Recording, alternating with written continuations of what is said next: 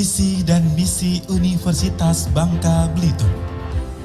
Visi Universitas Bangka Belitung. Terwujudnya Universitas Bangka Belitung sebagai universitas riset yang diakui di tingkat internasional yang menghasilkan sumber daya dan karya-karya unggul di bidang pembangunan yang berkelanjutan berdasarkan keunggulan moral, mental, dan intelektual untuk membangun peradaban bangsa pada tahun 2035. Misi Universitas Bangka Belitung. 1.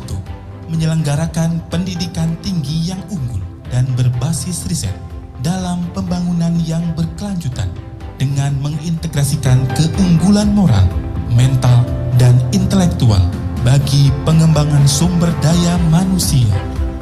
2. Meningkatkan kapasitas dan kualitas riset dan mengembangkan sistem manajemen penelitian dalam mendukung pembangunan yang berkelanjutan sesuai dengan kebutuhan masyarakat pada masa sekarang dan masa yang akan datang. 3. Meningkatkan kerjasama dengan pemangku kepentingan di tingkat lokal, nasional, dan internasional untuk mengembangkan, meningkatkan promosi program, hasil, dan menerapkan ilmu pengetahuan dan teknologi dalam pembangunan yang berkelanjutan di masyarakat. 4. Memperkuat tata kelola, akuntabilitas, dan pencitraan publik dengan mengembangkan keperanatan manajemen sumber daya, menciptakan dan memelihara iklim yang mendukung prestasi riset.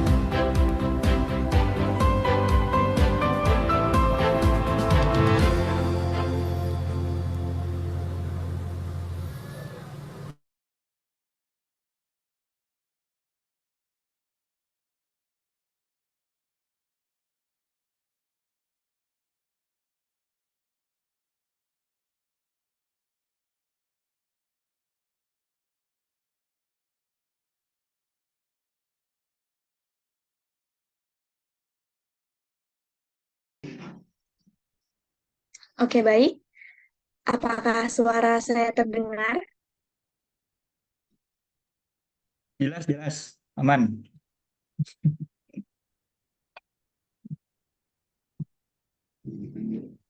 Oke, berhubung peserta webinar pada pagi hari ini udah pada rame nih. Sebelum memulai acara webinar ini, izinkan saya berpantun terlebih dahulu. Pak Budi ke pasar malam. Ke pasar Cakep, malam beli kue putu. mantap. Saya ucapkan salam pembuka kalam. Assalamualaikum warahmatullahi wabarakatuh. Waalaikumsalam warahmatullahi wabarakatuh. Yang terhormat, Ketua Jurusan Kimia Fakultas Sains dan Teknik Universitas Bangka Belitung, Bapak Ferry Andre Fabiani, SSI, MSI. Yang saya hormati, narasumber kita Bapak Rahmat Nawi Siregar, SPD, MSc. Dan yang saya banggakan, seluruh peserta webinar lecture Series One. Baiklah, pada kesempatan kali ini, saya Salsa Nabira selaku moderator mengucapkan selamat datang pada webinar lecture Series One tahun 2024 yang bertepatan pada tanggal 25 Juni 2024 yang diadakan secara virtual Zoom. Webinar lecture Series One Energi Baru dan Terbarukan pada kesempatan ini mengusung tema mengusung tema potensi energi panas bumi di Bangka Belitung. Baik, sebelumnya mohon perhatian kepada seluruh peserta webinar. Diharapkan untuk mematikan audionya selama acara berlangsung, kecuali ketika nanti sudah dipersilakan unmute oleh moderator. Lalu peserta diperkenankan untuk mengajukan pertanyaan dengan menulis di kolom chat yang ada di ruang Zoom ini ataupun secara langsung dengan menggunakan fitur raise hand.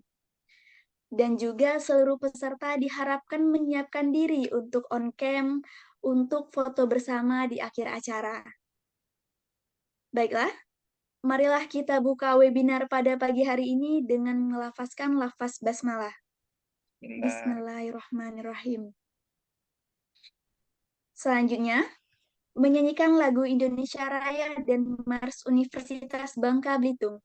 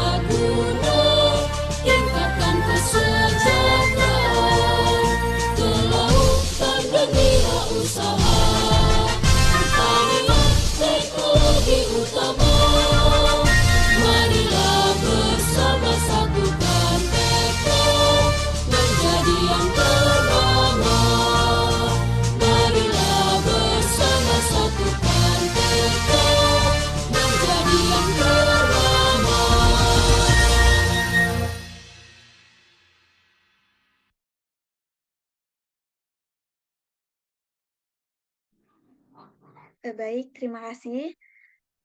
Selanjutnya, sambutan Ketua Jurusan Kimia Fakultas Sains dan Teknik Universitas Bangka Belitung kepada Bapak Ferry Andre Fabiani, disilakan. Baik, terima kasih, Salsa.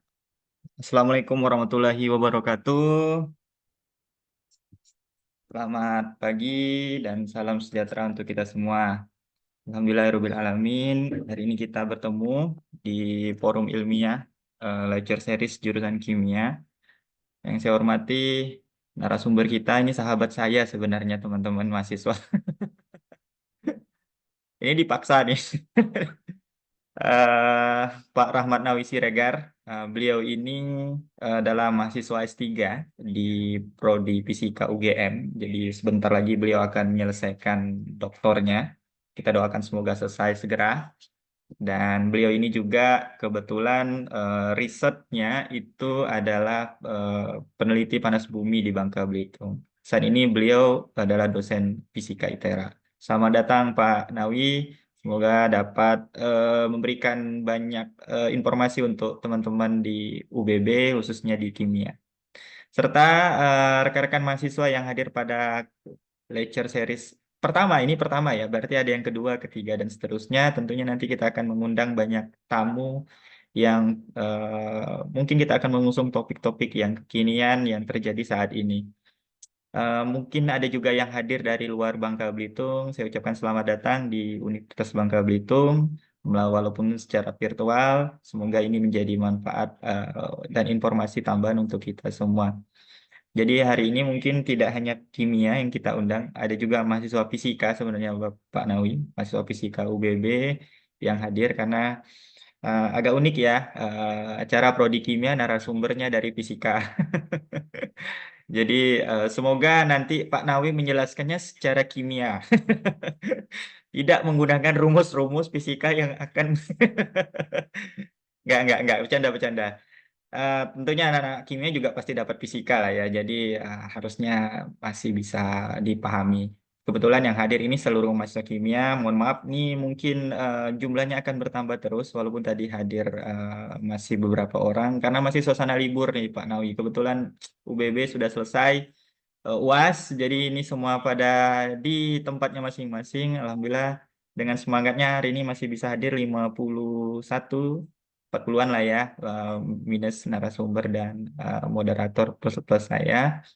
Kita akan ikuti nanti lecture series ini kurang lebih 2 jam. Nanti silakan teman-teman mahasiswa yang ingin bertanya terkait panas bumi. Ini kan menarik ya, mengapa kita angkat topik ini, karena memang kita punya potensi di Bangka Belitung yang mungkin bisa kita explore lebih dalam.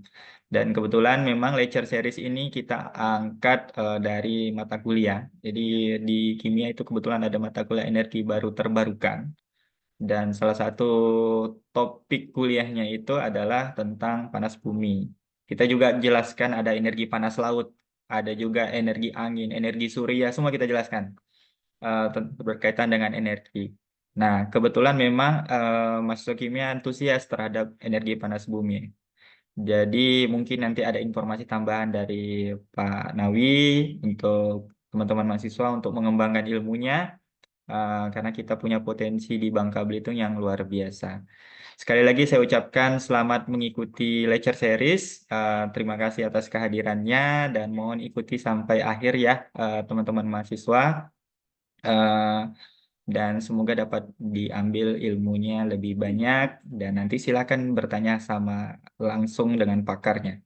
Mungkin itu saja dari saya. Selamat mengikuti dan semoga bermanfaat. Sekian, billahi taufik wal hidayah. Assalamualaikum warahmatullahi wabarakatuh. Waalaikumsalam warahmatullahi wabarakatuh. Terima kasih Bapak atas sambutannya. Semoga webinar pada pagi hari ini dapat menggali wawasan serta dapat memberikan manfaat bagi kita semua.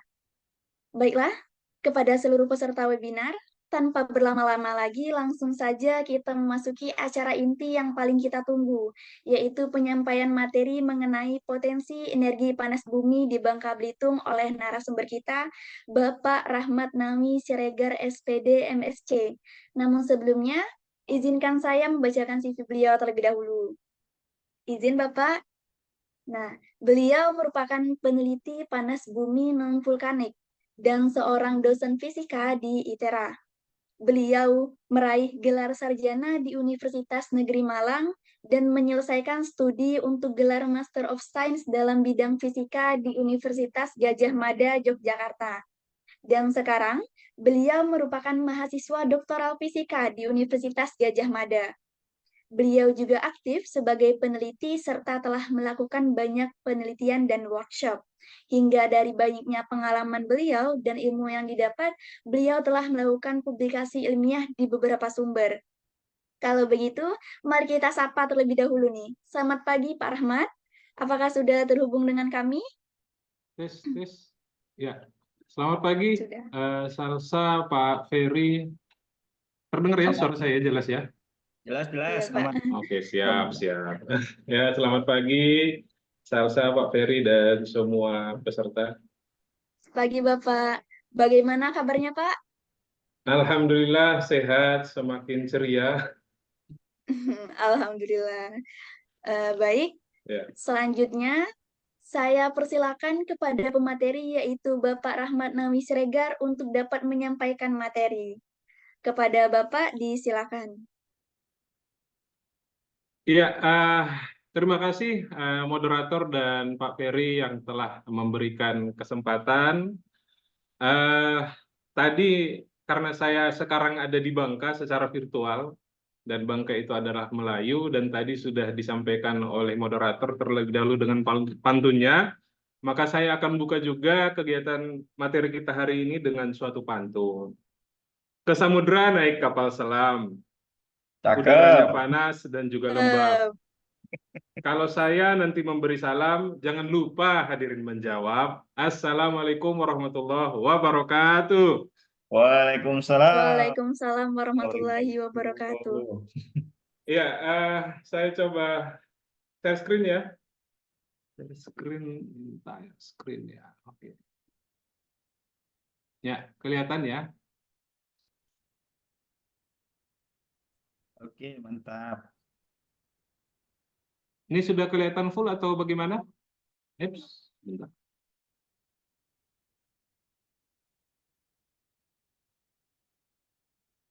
Nah, kelihatan semua ya? Iya Pak, sudah kelihatan semua Pak. Oke. Terima kasih. Kita langsung mulai saja kegiatan kita pada hari ini. Ya.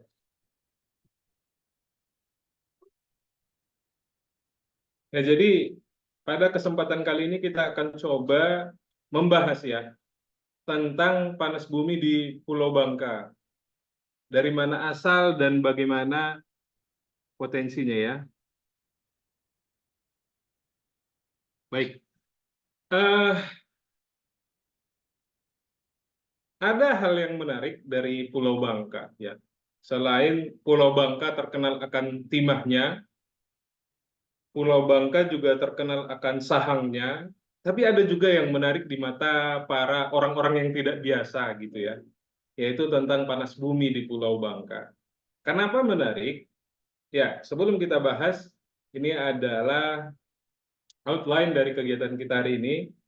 Jadi pada sesi pertama saya akan bercerita tentang dahulu kala bagaimana Pulau Bangka itu terbentuk.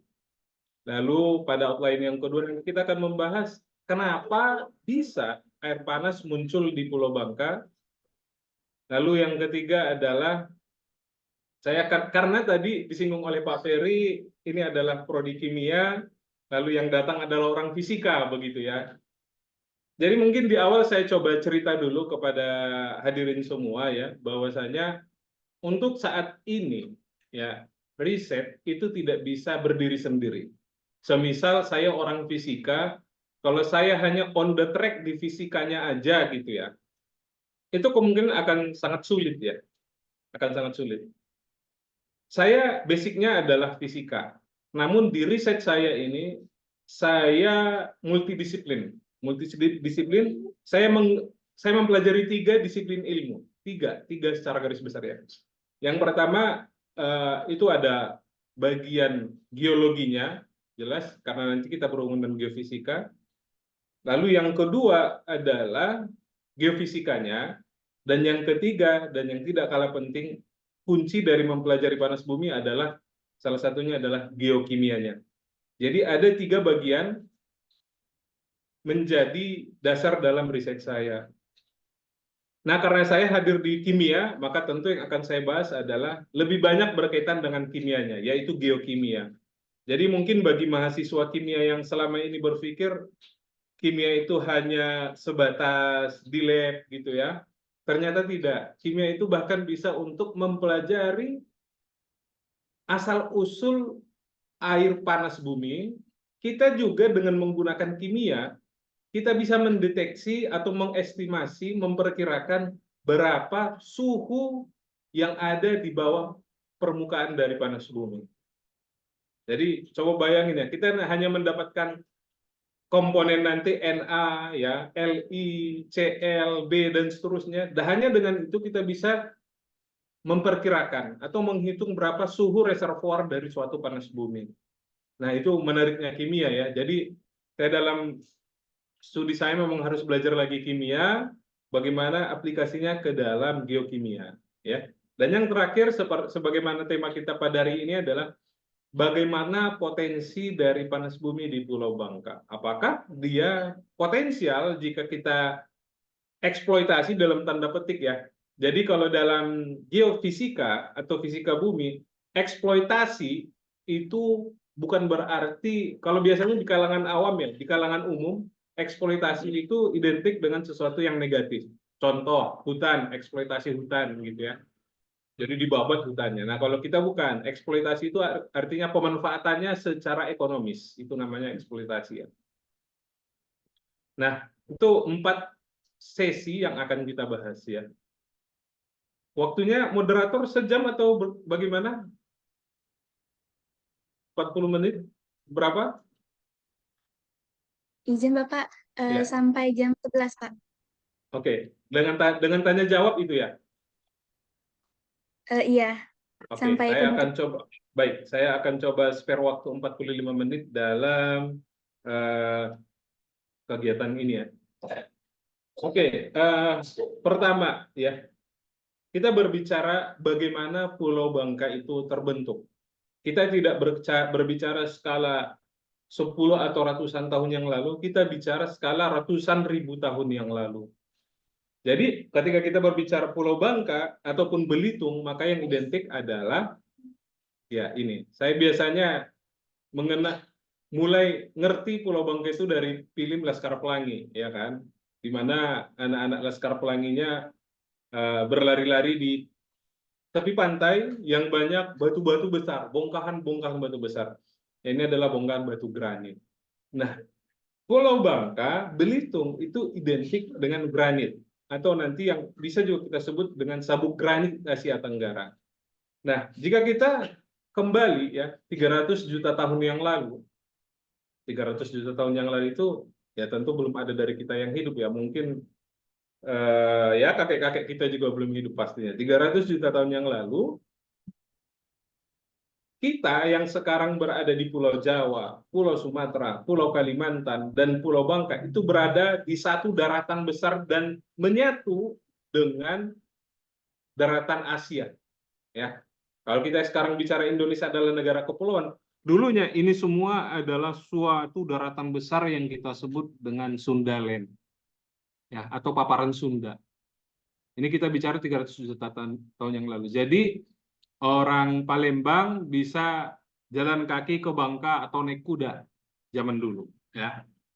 Namun seiring berjalannya waktu, ya, terjadilah interaksi, ya, interaksi antara lempeng benua Eurasia dan Australia. Nah, ini dia. Ya, di mana setelah berapa ratus juta tahun ya, blok-bloknya itu tadinya satu, daratan yang tadinya satu menjadi terpisah. Ada Pulau Sumatera itu masuk ke dalam West Sumatra Block atau Blok Sumatera Barat. Lalu yang memanjang dari Siam itu Thailand, Burma itu Myanmar, Malaysia hingga Sumatera bagian barat bagian timur, dia terdiri dari yang kita sebut dengan blok Sibumasu. Jadi yang tadinya dia satu daratan besar pecah menjadi beberapa blok. Nah, menariknya Pulau Bangka, ya, Pulau Bangka itu terletak di antara dua blok, yaitu blok Sibumasu dan blok East Malaya Indochina, ya. Jadi dia berada di batasnya ini. Nah, itu menjadikan Pulau Bangka sejak tahun 48 itu sudah menarik untuk diteliti. Ya. Ini kita bicara 300 juta tahun yang lalu, ya. Pada saat karbon akhir hingga Permian awal, ini Gondwana, ya, ini Gondwana tadi daratan yang cukup besar tadi mengalami rifting atau spreading atau pelebaran. Ya. Nah, di sini ada Paleothetis atau tadi kalau kita lihat di sini di file sebelum ya di sini ya ini Paleothetis ya. Jadi Paleothetis itu adalah samudra zaman dulu, ya, samudra kuno. Lalu terjadi spreading pada Permian awal atau 270 juta tahun yang lalu. Lalu kemudian Paleothetis tadi masuk ke dalam blok ini, Indochina, menuju ke Indochina. Jadi Sibumasu yang ini, Indochina yang ini ya. Nah, ketika samudra Paleothetis tadi tertutup, terjadi penutupan, maka terbuka di sini samudra Mesothetis ya. Lalu Mesothetis ini spreading lagi hingga menekan terus blok Sibumasu, hingga blok Sibumasu dan blok Indochina ini menyatu. Nah, terjadinya interaksi blok Sibumasu dan Indochina tadi itu menghasilkan naiknya magma ya dari bawah permukaan berpuluh-puluh kilometer di bawah naik ke atas ya. Nah, magma itu nantinya naik ke permukaan mencair. Ya, dia mencair nantinya menjadi yang kita sebut dengan granit. Makanya di Pulau Bangka jika kita bicara di sini ya penuh dengan granit-granit di sepanjang garis pantai. Bahkan kalau kita bicara di daerah, contoh kita bicara di Pangkal Pinang, kita punya Bukit Kejora ya, kalau tidak salah yang dekat bandara, itu satu gunung, itu kalau kita lihat, itu ke bawahnya, dari bawah sampai ke atas, itu batu semua, granit semua. Lalu ada juga Bukit Mangkol ya, Bukit Mangkol itu antara di daerah, saya lupa namanya. Ya, yang ada air terjun Mangkol lah, mungkin orang Bangka tahu ya. Nah, itu juga salah satu contoh ya.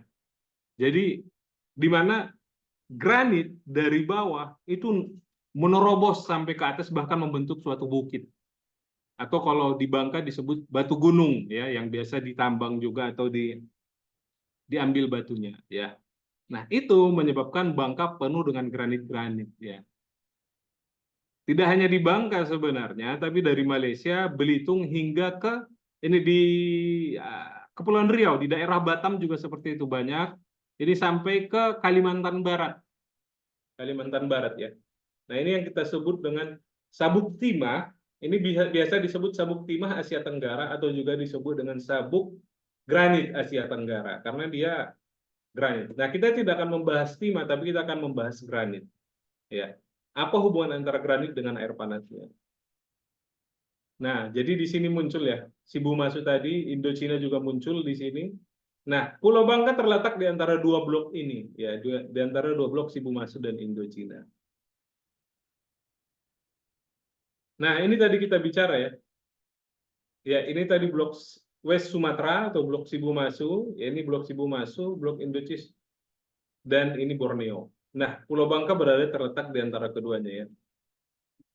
Nah, hal yang menarik ya, yang menarik dari itu semua adalah selain tadi ada kesamaan yaitu munculnya granit dari sebenarnya tidak dari Malaysia juga ya, dari Cina. Dari Cina tuh udah mulai muncul granit tuh. Cina sampai Thailand, Myanmar, Malaysia, Bangka sampai ke Borneo atau Kalimantan. Ternyata tidak hanya itu. Yang menarik adalah di daerah ini muncul ada banyak air panas. Ya, di sini ditunjukkan titik warna lingkaran berwarna merah ya di sini. Kita mulai dari Malaysia sampai ke Bangka. Itu banyak air panas yang muncul. Di Belitung ada juga, ada 1 atau 2 air panas yang muncul, air panas Buding kalau tidak salah namanya.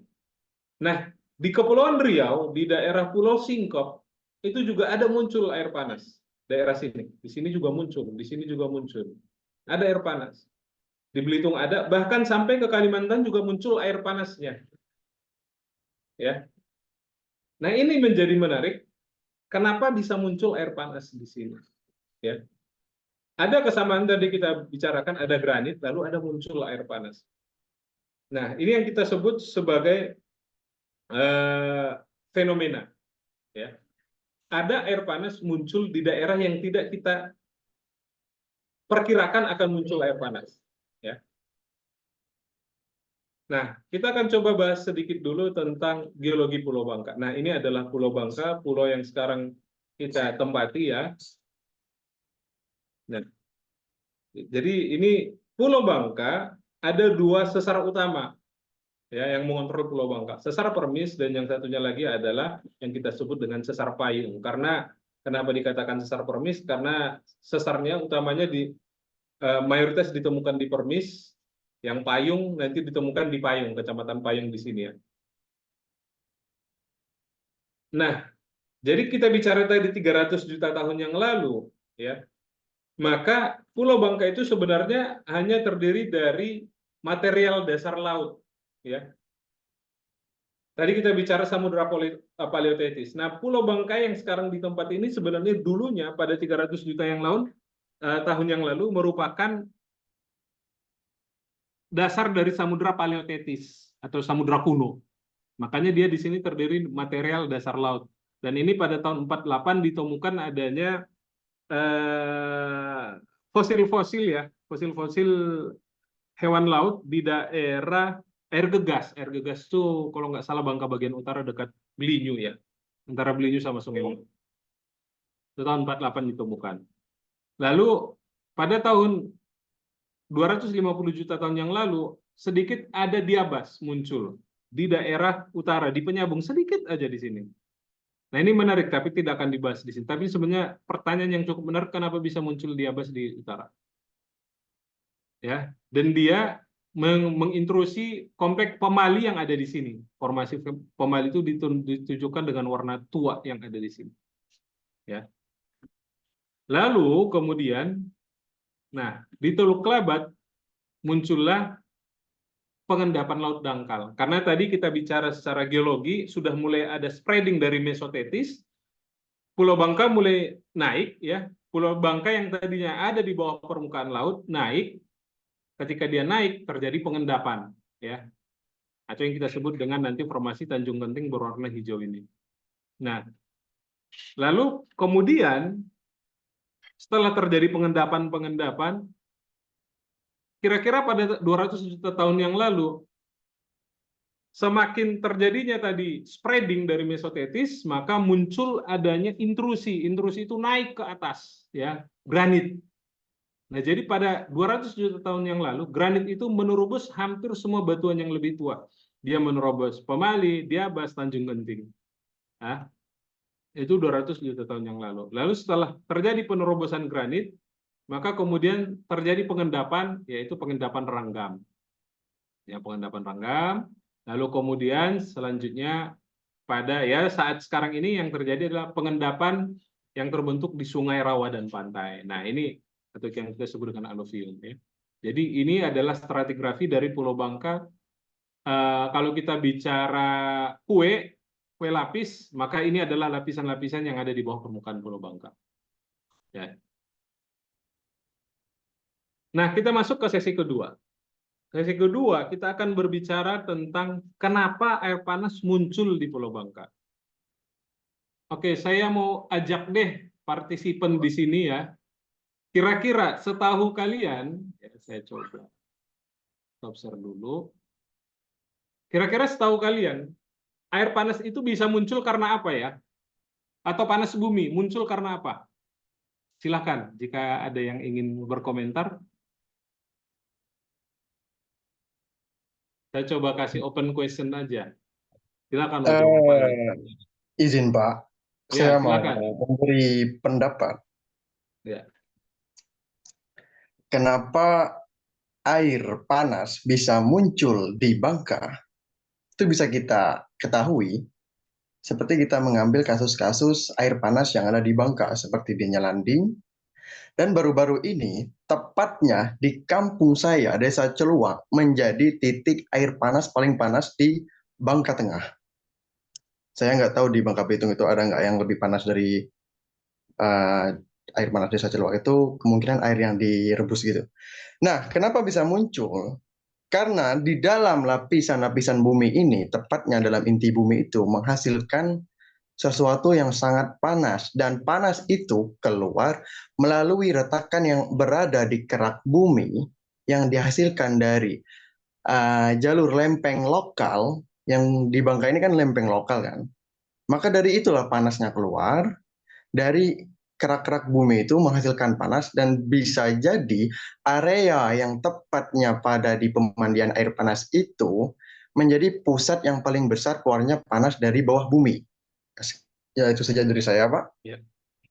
Ya, itu sebenarnya spoiler ya, udah di spoiler duluan sama Alza ya. Terima kasih jawabannya. Ya, Mungkin sama-sama, Alza, Pak. Alza sudah membaca tadi. Oke, tapi sebenarnya gini, saya mau sebentar, itu tadi ada Siska ya.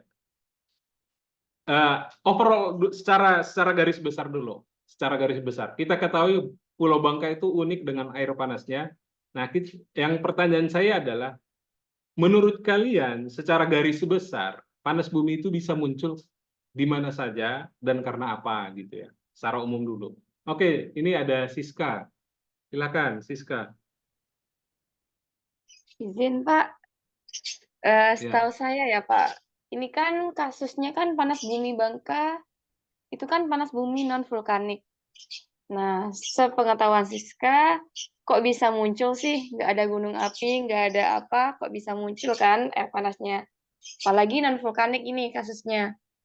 Itu karena ini Pak, adanya peluruhan unsur radioaktif di batuan granit, sehingga dapat memanaskan air di atasnya. Ada rekahan dan muncullah keluar, jadilah mata air panas. Itu yang Siska tahu, Pak. Baik, terima Baik. kasih. Ya, terima kasih Siska ya. Ternyata sudah di-spoil juga jawabannya ya. Saya salah bertanya ini. Oke, tapi ya jawabannya nanti di situ. Tapi kita belum bahas, kita bahas kenapa air panas muncul di Pulau Bangka, kita belum jelaskan secara spesifik, kita coba bahas secara gambaran umum dulu. Ya. Nah, sebelum itu, maaf, screen saya sudah kelihatan ya? Sudah ya? Sudah kelihatan Pak. ya? Ya. Sudah, Oke. sudah Pak. Kita bicara tentang sebaran air panas di Pulau Bangka. Ya, ini adalah Pulau Bangka. Kalau UBB itu ada di mana? Di sini ya, kira-kira ya? Di utara ya? Kira-kira di sini, agak di atas mungkin sini. Nah, banyak yang orang Bangka yang tidak tahu ada air panas di Pelawan. Mungkin karena terlalu banyak nama Pelawan di Bangka, jadi orang tidak tahu Pelawan yang dimaksud yang mana ya. Jadi kita di bagian utara, di Belinyu, itu ada air panas Pelawan. Air panas ini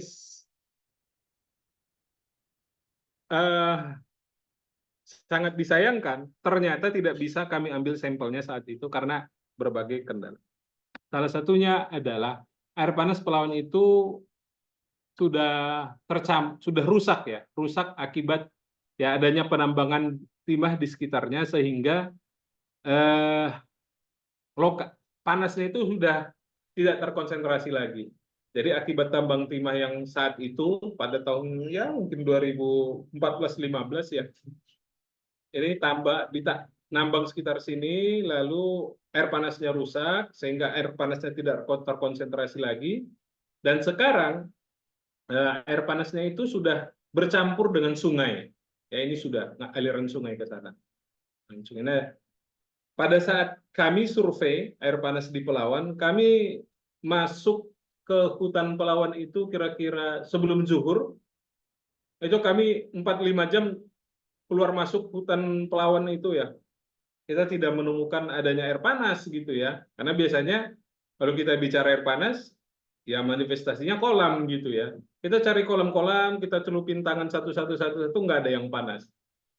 Hingga kami tanya keluar masuk desa, kami tanya warga sekitar juga banyak yang sudah tidak tahu. Hingga alhamdulillah saat itu ada seorang warga yang membantu kami untuk ke sini, dan ternyata warga tersebut pun sudah tidak tahu lokasinya di mana gitu, karena dia sudah 2-3 tahun tidak ke sini gitu ya. Lalu kami pun coba celupin kaki, tangan satu persatu gitu ya, kemana-kemana. Dan di sini ternyata mulai muncul adanya gelembung-gelembung air panas dari bawah, gelembung-gelembung air dari bawah. Dan ketika kita cek memang panas, kita celupin kaki kita panas, kita masukkan kaki kita ke dalam pasir, itu amat sangat panas sekali. Kita tidak sanggup gitu. Ini air panas pelawan. Nah, jadinya kita tidak bisa ambil sampel air ini, kita tidak bisa analisa karena sudah bercampur dengan air sungai. Sayang sekali memang, sebenarnya sangat membantu ya. Oke, selanjutnya adalah air panas Pemali. Ya, air panas Pemali, ya tentu orang Bangka pasti sudah tahu. Ya, dia di Pemali. Sekarang ya, kalau kemarin kita sempat wawancara dengan yang punya pengelola air panasnya, ternyata sudah sejak dari zaman Belanda air panas ini dimanfaatkan untuk pemandian ya. Ya, bentar ya. Oke, ini air panas Pemali. Ini kita sedang ambil sampling. Saya dibantu oleh Budi, Reza, dan Khobir itu dari mahasiswa UBB ya. Waktu 2023, 2022 ya, ya 2022 ya 2022. Air panas Pemali. Lalu selanjutnya ada di bagian barat yaitu air panas Dendang. Kalau kita jalan dari Pangkal ke arah Mentok ya, dari ada di pinggir jalan tuh ada pelangnya air panas Dendang. Namun sangat disayangkan kembali air panasnya sudah tertutup ya. Air panasnya sudah tertutup dan kita sama kayak tadi harus mencari di mana air panasnya di tengah-tengah hutan atau rawa-rawa ini ya. Ini saya sampai lepas celana karena celana saya masuk rawa-rawa gitu ya. Di Dendang, lalu di ya paling dekat dari Pangkal ya Terak ya, air panas Terak. Ini kondisinya dulu dan sekarang terbaru ternyata air panasnya ini sudah dimanfaatkan atau digunakan sebagai tempat pemandian oleh yang punya lahan di daerah air panas Terak ini ya. Jadi ini sudah, jadi alhamdulillahnya saat itu kita masih bisa ambil secara murni gitu ya. Kalau mungkin saya ngambil sampling sekarang sedikit banyaknya sudah berubah pastinya ya, karena mungkin sudah diubah sedemikian rupa. Air panas Terak, lalu kita punya air panas Kretak, itu sedikit di selat tenggaranya air panas Terak. Nah ini juga dulunya pemandian, sepertinya sekarang sudah mulai terbengkalai. Air panas Kretak, dan ada air panas Permis juga, ini sebenarnya masuk yang paling panas ya, air panas Permis. Cuman lokasinya agak jauh masuk ke dalam, jadi ya sedikit. Tapi terakhir kita, ini foto tahun 2022, 2023 ke sini. Ini foto tahun 2019. 2023 ke sini sudah cukup diperbaiki ya. Sudah mulai ada pondok-pondok. Lalu ini adalah air panasnya Lending, sekarang yang menjadi destinasi wisata di Bangka Selatan. Sudah sangat bagus, saya lihat dari video. Lalu yang terbaru, jadi saat 2022 saya baru menemukan ini. Kami baru menemukan ini. Lalu saya dapat dari informasi dari Instagram ternyata ada air panas Celuak. Dan ini alhamdulillah kemarin kita teliti. Tahun lalu saya diminta juga untuk mengisi di Celuak dalam acara FGD gitu ya, untuk untuk pembuatan air panas Celuak menjadi daerah wisata gitu ya. Jadi saya diminta untuk menyampaikan ke masyarakat tentang asal-usulnya. Ini air panas Celuak, tampakannya ternyata tidak hanya satu kolamnya di sini, ada beberapa lagi ke arah sana ya. Lalu ada air panas Sadap. Nah ini air panas Sadap ini juga butuh perjuangan untuk mencarinya karena kita harus naik ke bukit apa ya namanya? Bukit Pading. Bukit Pading ya, Bukit Pading ya. Ini ya benar, ini Bukit Pading ini di sini granit semua tuh ke atas tuh, batu-batu semua yang kita naiki ya. Jadi Dan ini ternyata kita tanya orang satu desa itu banyak yang nggak tahu gitu ya. Banyak yang nggak tahu, wah emang ada air panas di sini, adanya air terjun sama danau gitu ya. Namun ternyata ketika pokoknya kami tanya warga-warga, ternyata ketemu sama bapak-bapak yang sedang membangun rumah, kita ngobrol-ngobrol-ngobrol, ternyata ada satu bapak, kakek-kakek lah, yang ternyata dia waktu kecil pernah mandi air panas di sini. Ya, jadi kita ditemenin sama beliau, naik gunung, dan kita dapatkan air panasnya. Nah, ini tadi kesamaan geologi ya, antara Malaysia dan Bangka. Ternyata tadi itu air panas di Bangka, dan menariknya di Malaysia juga sudah ada publikasi tentang air panas tersebut. Ya. Nah, ini tadi pertanyaan saya, dari mana asal panas bumi? Jika kita berbicara ya, Pulau Sumatera, ini Pulau Sumatera, hingga Pulau Jawa, maka dari Sumatera, dari ujung Sumatera hingga ujung Jawa, hingga ke Sulawesi, itu penuh dengan air panas, panas bumi, muncul. Di daerah asal saya berasal dari Padang Sidimpuan, ya kira-kira 70 km ke selatan dan ke utara, ya 70 meter ke utara itu berarti ke daerah Sipirok. Di sana ada panas bumi, ya dari Gunung Sibualebuali namanya. Ke daerah 70 km ke arah utara saya di Padang Sidimpuan, 70 km ke arah selatan itu muncul lagi air panas, namanya Sorik Marapi. Dan itu bahkan sudah dieksploitasi menjadi pembangkit listrik panas bumi, sudah dimanfaatkan bahasanya, sudah dimanfaatkan. Dan di Tarutung, di Tapanuli Utara juga ada pembangkit listrik tenaga panas bumi Sarula yang sampai 300 MW. Nah, ini kalau kita teruskan sampai ke Lampung, di Lampung ada Ulu Belu, sampai di Jawa Barat, di Jawa Tengah ada Dieng, sampai ke Sulawesi, itu penuh dengan panas bumi. Kenapa? Karena dia identik dengan gunung api. Jadi di Pulau Sumatera sampai Pulau Jawa itu gunung-gunung semua tuh, gunung api semua tuh. Jadi itu hal yang lumrah gitu ya. Seperti sekarang saya berada di Jogja, Gunung Merapi yang sampai saat ini masih mengeluarkan muntahan-muntahannya.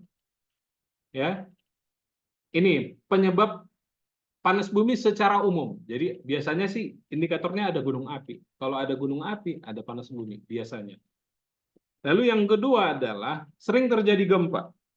Di daerah Sulawesi, air panas dia bukan air panas vulkanik, panas bumi vulkanik, bukan.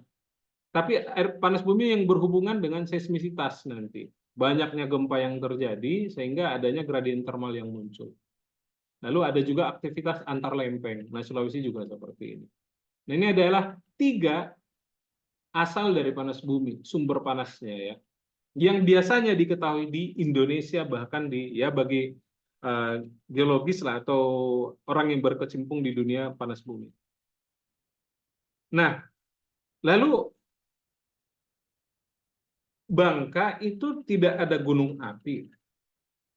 Ya. Saya pastikan tidak ada gunung api di Pulau Bangka. Seismisitas tinggi, sering terjadi gempa. Mungkin orang Bangka jarang mengalami gempa, jarang. Pernah 2014 mungkin ya, di daerah, saya lupa, tapi saya pernah baca di koran, muncul gempa ya, cuman 4, dan itu mungkin orang Bangka mengalami gempa 4, mereka wah ini apa gitu ya, terkejut gitu, saking jarangnya terjadi gempa gitu. Beda dengan orang Sumatera, orang Jawa yang udah terbiasa dengan gempa. Nah, aktivitas antar lempeng juga sudah cukup stabil. Lalu, jika ketiga ini tidak ada, absen di Pulau Bangka, lalu dari mana asal panasnya? Kan gitu ya. Itu yang menjadi menarik. Saya coba skip dulu yang ini. Nah, kita bicara aktivitas kegempaan. Ini adalah peta seismisitas, peta kegempaan dari 2000 hingga 2020.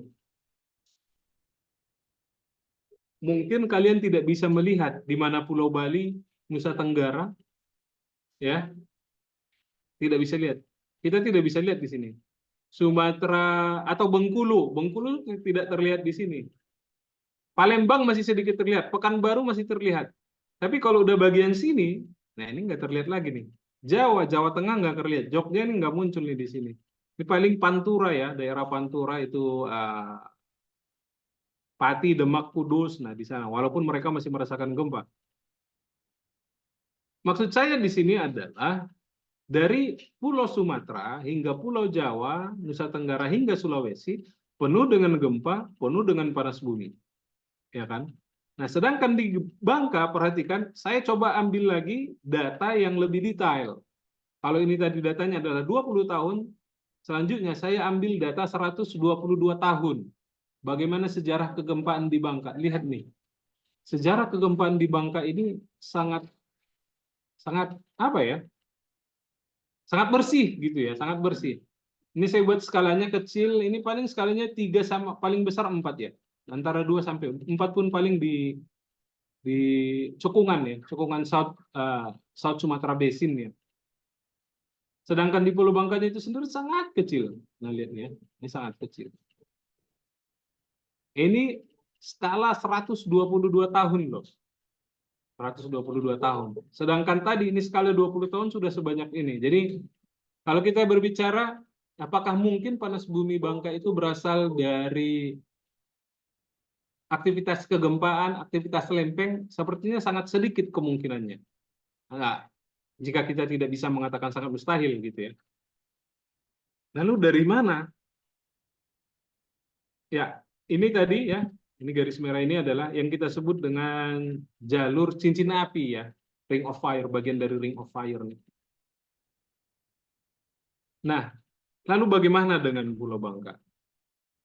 Nah, tadi kita lihat ada anomali atau ada keanehan dari Pulau Bangka. Pertama, air panasnya muncul di sekitar granit. Mungkin tidak semua terlihat langsung di permukaannya, tapi yang paling terlihat itu di daerah Nyelanding sama Terak, ya kan? Nyelanding, Terak. Pemali ada muncul, tapi Dendang itu kemarin ada, tapi di bukitnya ya, di bukitnya. Sadap jelas, Permis juga ada muncul. Nah, air panas itu selalu muncul di sekitar granit. Nah, kalau kita lihat dari peta geologi, air panasnya itu muncul di yang merah-merah ini, dan merah-merah ini adalah granit ya. Nah, suhunya itu suhu permukaannya 60-80 derajat Celcius. Nah, untuk panas bumi, ini sebenarnya masuk dalam suhu rendah ke sedang, bukan suhu tinggi. Suhu tinggi itu permukaannya biasanya bisa sampai 100, 90, 100, 120, itu udah wow banget tuh gitu ya. Tapi di Bangka itu di bawah itu. Jadi kita bisa mengatakan Bangka itu lebih ke low to medium ya, surface temperature. Nah, dia muncul di sekitar sesar ini ya, sesar. Sesar ini ada sesar Pemali, sesar Payung, lalu sesar Loker lainnya. Ya. Lalu, nah ini yang paling menarik di bagian tengah ini muncul nih, terutama nanti Terak, Kretak, dan Celuak. Nah, ini ya, Terak, Kretak, Celuak, dan ini yang paling berdekatan. Pertama tadi kita sudah bahas tidak ada gunung api, tidak ada aktivitas gunung api, dan aktivitas tektonik relatif stabil ditunjukkan dengan seismisitas yang sangat rendah tadi. Lalu adanya tadi hubungan antara ini adalah blok, ini tadi adalah blok Ismalayanya, sedangkan yang sini adalah blok Sibumasunya, blok Malaya Timur dan blok Sibumasu. Jadi apakah ada kaitan antara Pulau Bangka terletak di antara dua blok benua dengan kemunculan air panas? Itu yang menjadi pertanyaan selanjutnya. Sebentar, ini tidak terlihat. Ya. Kandungan unsur radioaktivitas dalam granit Bangka ini sejak 2016 kita mulai riset, 2019, 2020, 2022 sampai sekarang kita menemukan ya uranium di Pulau Bangka itu 3 kali lipat lebih banyak dari kandungan uranium pada granit lainnya, 3 kali lipat. Lalu selanjutnya thorium itu 5 kali lipat. Banyaknya loh, gitu. Jadi semisal kalau di granit lain di Sumatera mungkin uraniumnya cuma 1 ppm, di Bangka rata-ratanya itu bisa sampai 3 ppm. Thoriumnya mamanya di Sumatera 1 ppm, di Bangka itu bisa sampai 5 ppm. Dan itu jumlah yang sangat besar. Potasiumnya cukup relatif ya, sederhanalah 2 kali. Gitu. Nah, Kenapa kita berbicara radioaktif? Karena tadi air panas muncul di sekitar granit, maka kemungkinan besar ada kaitannya dengan granit. Nah, granit itu mengandung unsur-unsur radioaktif dalam pembentukannya. Radioaktif alami. Nah, jika kita bicara dari awal ya, thorium 232 hingga nanti dia muncul ke uranium 23 mana nih? Atau 238 gitu ya. Uranium 234 setelah terjadi pelepasan partikel beta gitu ya. Nah, ini adalah aktivitas ya, peluruhan radioaktif alami di dalam alam. Baik itu yang ada di batuan, di sedimen dan sebagainya. Nah, jika kita perhatikan granit ya, ini ada beberapa jenis ya. Ada granit umumnya dia mempunyai uranium sekitaran 3 sampai 4, thorium 19 sampai 20. Ya, kita bicara di batuannya. Nah, jika kita bicara di mineralnya ya, ada mineral plagioklas, dia biasanya uraniumnya sedikit. Tapi kalau kita bicara zirkon, maka uraniumnya sangat tinggi nih. Kita menemukan mineral zirkon di dalam granit itu, kita punya nih 30 sampai 3000 uranium, ini sampai 100 sampai 2500. Dan jika kita menemukan monasit, nah ini lebih tinggi lagi. Gitu ya. Ini sangat tinggi. Nah, ini menjadi menarik ketika kita berbicara tentang produksi panas. Jadi ketika tadi unsur-unsur uranium ataupun thorium dan potasium mengalami peluruhan dari kernnya hingga dia menjadi partikel daughter ya, lalu ada peluruhan ya partikel alfa, beta dan gamma ray. Nah, partikel-partikel ini mempunyai energi ya. Energi ini yang kemudian oleh Ribak tahun 88 itu diambil tuh semua data-data dari banyak laboratorium di Eropa, dia kumpulkan semua. Lalu dia hitung berapa energi yang dikeluarkan ya. Untuk betanya itu berapa, untuk yang delta M-nya itu yang ini ya. Didapatkan segini ya. Lalu kemudian dengan menggunakan statistik ya, dia mendapatkan produksi panas yang diakibatkan oleh peluruhan alfa partikel beta gamma ray dalam batu granit. Itu dia dapatkan rumus seperti ini. Ya. Jadi ada 3 unsur utama yang bisa menghasilkan panas. Walaupun unsur-unsur lain bisa gitu ya. Kayak tadi kita bicara rubidium ya dan sebagainya, dia bisa menghasilkan panas. Tapi yang paling dominan dalam menghasilkan panas adalah uranium, thorium, dan potasium. Nah, itu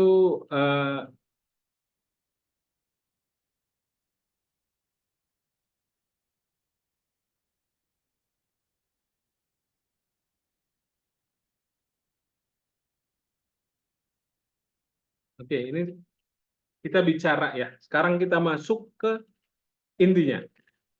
Bagaimana geokimia, geofisika, dan geologi menjawab pertanyaan kenapa air panas di Pulau Bangka muncul. Ya. Dan semua itu berawal dari geokimia.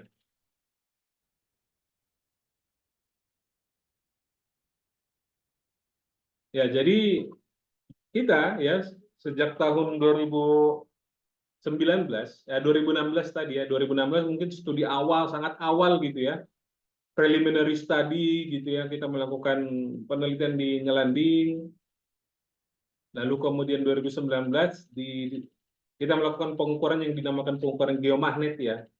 Kita pengen tahu kalau memang 2016 kita tahu oh granit, oh ada uraniumnya, cuman itu sampelnya masih sedikit. Lalu 2019 kita cari tahu emang granitnya sedalam apa sih gitu ya, ke bawah gitu ya. Dengan menggunakan pengukuran kita dapat tuh 200 sampai 300 meter. Masih skala meter karena kita kan masih di awal ya. 200-300 meter masih menerus ternyata sampai ke bawah. Lalu 2019 kita ambil sampel granitnya, lalu kemudian kita lakukan pengukuran XRF ya, XRF. Jadi sampel granitnya setelah diambil dipanaskan selama 2 jam ya untuk menghilangkan unsur kadar airnya, lalu kemudian kita tumbuk ya, kita haluskan, lalu kita ayak hingga ukuran 200 mes, lalu hingga masanya 10 gram, lalu kemudian kita lakukan pengukuran XRF. Nah, ternyata benar, seperti dugaan kita mendapatkan unsur uranium thorium yang sangat banyak dari granit Pulau Bangka. Lalu kemudian kita melakukan pemodelan produksi panas radiogenik dengan menggunakan rumus-rumus ini. Tadi ini kita menggunakan produksi panas yang ini, lalu kita menggunakan densitas, dengan menggunakan densitas ini dengan unsur-unsur kimia yang ini, ya. Jadi secara kimia ya, kalau di fisika, bagaimana kita menghitung densitas suatu material, ya kan? Materialnya ya, kalau di fisika ya kita timbang massanya, kita ukur volumenya, makanya kita dapat kilogram per meter kubik gitu ya. Itu kalau dia volumenya yang dia beraturan dan sebagainya. Nah, permasalahannya ketika kita ngambil sampel di alam, kita tidak bisa mengetahui volumenya berapa. Ada metode-metode lain yang menggunakan itu. Jadi metode kita melakukan pemodelan citra ya. Jadi sampelnya diambil, ditembakin laser dan sebagainya, lalu gelombang mikro ditembakin, lalu diketahuan tuh bentuknya secara detail berapa volumenya. Cuman untuk satu sampel seperti itu 5 juta. 5 juta rupiah untuk satu sampel. Sedangkan kita sampelnya ada 40, 50, bahkan ratusan ya. Jadi mustahil jika menggunakan metode itu untuk mengetahui densitasnya. Lalu kita menggunakan suatu model geokimia ya. Jadi dengan menggunakan kandungan besinya, lalu kita menggunakan modified alkali line index, yaitu Na2K2 dan NaO, lalu kita menggunakan unsur dari alumina saturation index ya. Lalu kita Mafisiti ini ya, Fe, Mg dan Ti kita hitung semua, lalu kita masukkan ke dalam rumus densitas, lalu densitasnya nanti kita gunakan untuk mencari produksi panasnya. Nah, ternyata menyalanya Pulau Bangka, ya, menyalanya Pulau Bangka, air panasnya Pulau Bangka itu dikaitkan dengan ya ini. Ternyata benar ya, selain dia karena ada granit, kalian bisa perhatikan di sini produksi panasnya muncul nih. Yang merah ini ya, yang lingkaran merah ini. Ini lingkaran merah ini menunjukkan sampel granit yang kita ambil itu menghasilkan panas yang cukup tinggi. Sehingga make sense jika di sekitaran dia muncul air panas. Jika diperhatikan di sini, ya di sini tidak muncul air panas. Kenapa? Selain nanti ada banyak faktor, salah satunya di sini panasnya nggak tinggi. Panasnya paling cuman berapa? 0,5 sampai 7. Dan juga begitu di sini. Ya. Nah, menariknya di sini muncul di dendang ini ya. Sorry, bukan dendang tadi, sadap muncul. Kenapa? Ya, itu menarik untuk diteliti nanti. Nah, ini adalah produksi panas dalam tinjauan regional kita ya. Ini kita punya seperti ini. Nah, yang menarik adalah kami ambil sampel ya dari Pulau Bangka semua, kita kumpulkan data primer dan data sekunder, lalu kita ambil juga data sekunder dari publikasi yang ada di Pulau Malaysia. Yang paling menarik adalah bagian tengah Pulau Bangka itu mempunyai produksi panas yang paling tinggi dengan konsentrasi radioaktif yang paling tinggi, bagian tengah. Sedangkan di bagian utara dan selatannya ya cukup tinggi ya, dari 20 sampai 80-an mikrowatt per meter kubik. Sedangkan di Malaysia, nah dia relatif rendah. Nah, kenapa bisa muncul di Malaysia padahal dia relatif rendah? Itu pembahasannya lain lagi. Itu pembahasannya yang orang Malaysia ada publikasinya. Nah, selanjutnya kita mengambil data heat flow. Data heat flow itu adalah data bor, ya. Biasanya digunakan untuk pengoboran minyak, ya. Jadi data ini kita ambil dari, maaf ini mungkin salah ya, ini gambar ini berasal dari Siregar et al, tapi sebenarnya datanya banyak ya, bukan ini, saya mungkin salah parafrase di sini, sorry, salah citasi ya. Tapi ini kita ambil dari banyak data sekunder, data bor dari pengoboran minyak. Nah, di Malaysia itu tidak ada di sini, tapi dia di Malaysia, Malay Basin ya. Di sini banyak datanya, kita coba ambil. Lalu kita interpolasi. Nah, ternyata sedikit mirip ya. Jika tadi kita bisa meniadakan dulu ini, kita lihat bandingkan dengan Pulau Bangka, bagian sini panas, dan di Malaysia terlihat ya, di sini dia bagian timurnya atau East Malaya ini dia relatif lebih rendah dibandingkan dengan bagian baratnya. Ini sama ya, di sini lebih rendah. Jika kita bicara skalanya, di sini lebih rendah dibandingkan dengan yang barat. Ya, jadi kita bisa konfirmasi lah dari data sampel yang ada dengan data bor yang ada. Walaupun data bornya hanya interpolasi ya dari beberapa banyak data sekunder. Selanjutnya, kita tadi sudah tahu ada unsur uranium, thorium. Lalu kita juga sudah tahu panas yang dihasilkan oleh granit tadi. Lalu bagaimana cara kita untuk mengetahui mineral yang ada di dalam batuan? Ya kan? Jadi granitnya itu tadi selain diambil diukur, lalu kita cari nih sampelnya seperti ini. Ya. Pertama sampel granit, lalu kita buat dalam bentuk chips, kita tipiskan sangat tipis, lalu kita keringkan lagi dalam 1 jam dengan suhu 65 derajat Celcius, kita masak, kita oleskan lagi dengan lem epoksi ini yang tercampur dari ini, ya, lalu dibalik dipanaskan lagi selama 2 jam, lalu dicampur dengan ini, lalu kita tipiskan lagi dengan gerinda ini, kita tipiskan sampai 0,03 mm. Ya, sampai 0,03 mm. Ini kalau kita center tuh udah nembus gitu ya, saking tipisnya gitu ya.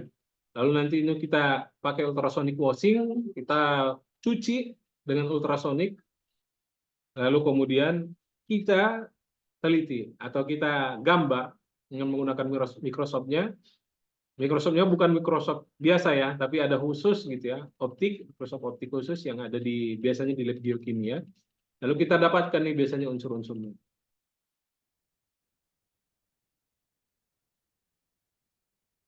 Oke, nah kemudian biasanya kita kan orang geologi yang biasanya sudah paham ya. Jadi ini pembahasannya geokimia, tapi ini bagian sebenarnya masih berkaitan dengan geologi. Mereka biasanya paham tuh, kalau warnanya begini, kalau bentuknya begini, maka mineralnya ini. Lalu nanti kita bisa plotkan ke dalam sini. Jadi plot diagram QAP, kuarsa, alkali feldspar, dan plagioklas. 3 unsur ini unsur utama, mineral utama yang biasanya muncul dalam batu granit. Dan ini adalah hasilnya, hampir semua sampel itu berada ya merupakan granit ya. Ada beberapa yang kuartzolit karena tingginya kuartsanya ya. Nah, ada yang menarik di sini, ini adalah contoh ya, contoh hasilnya.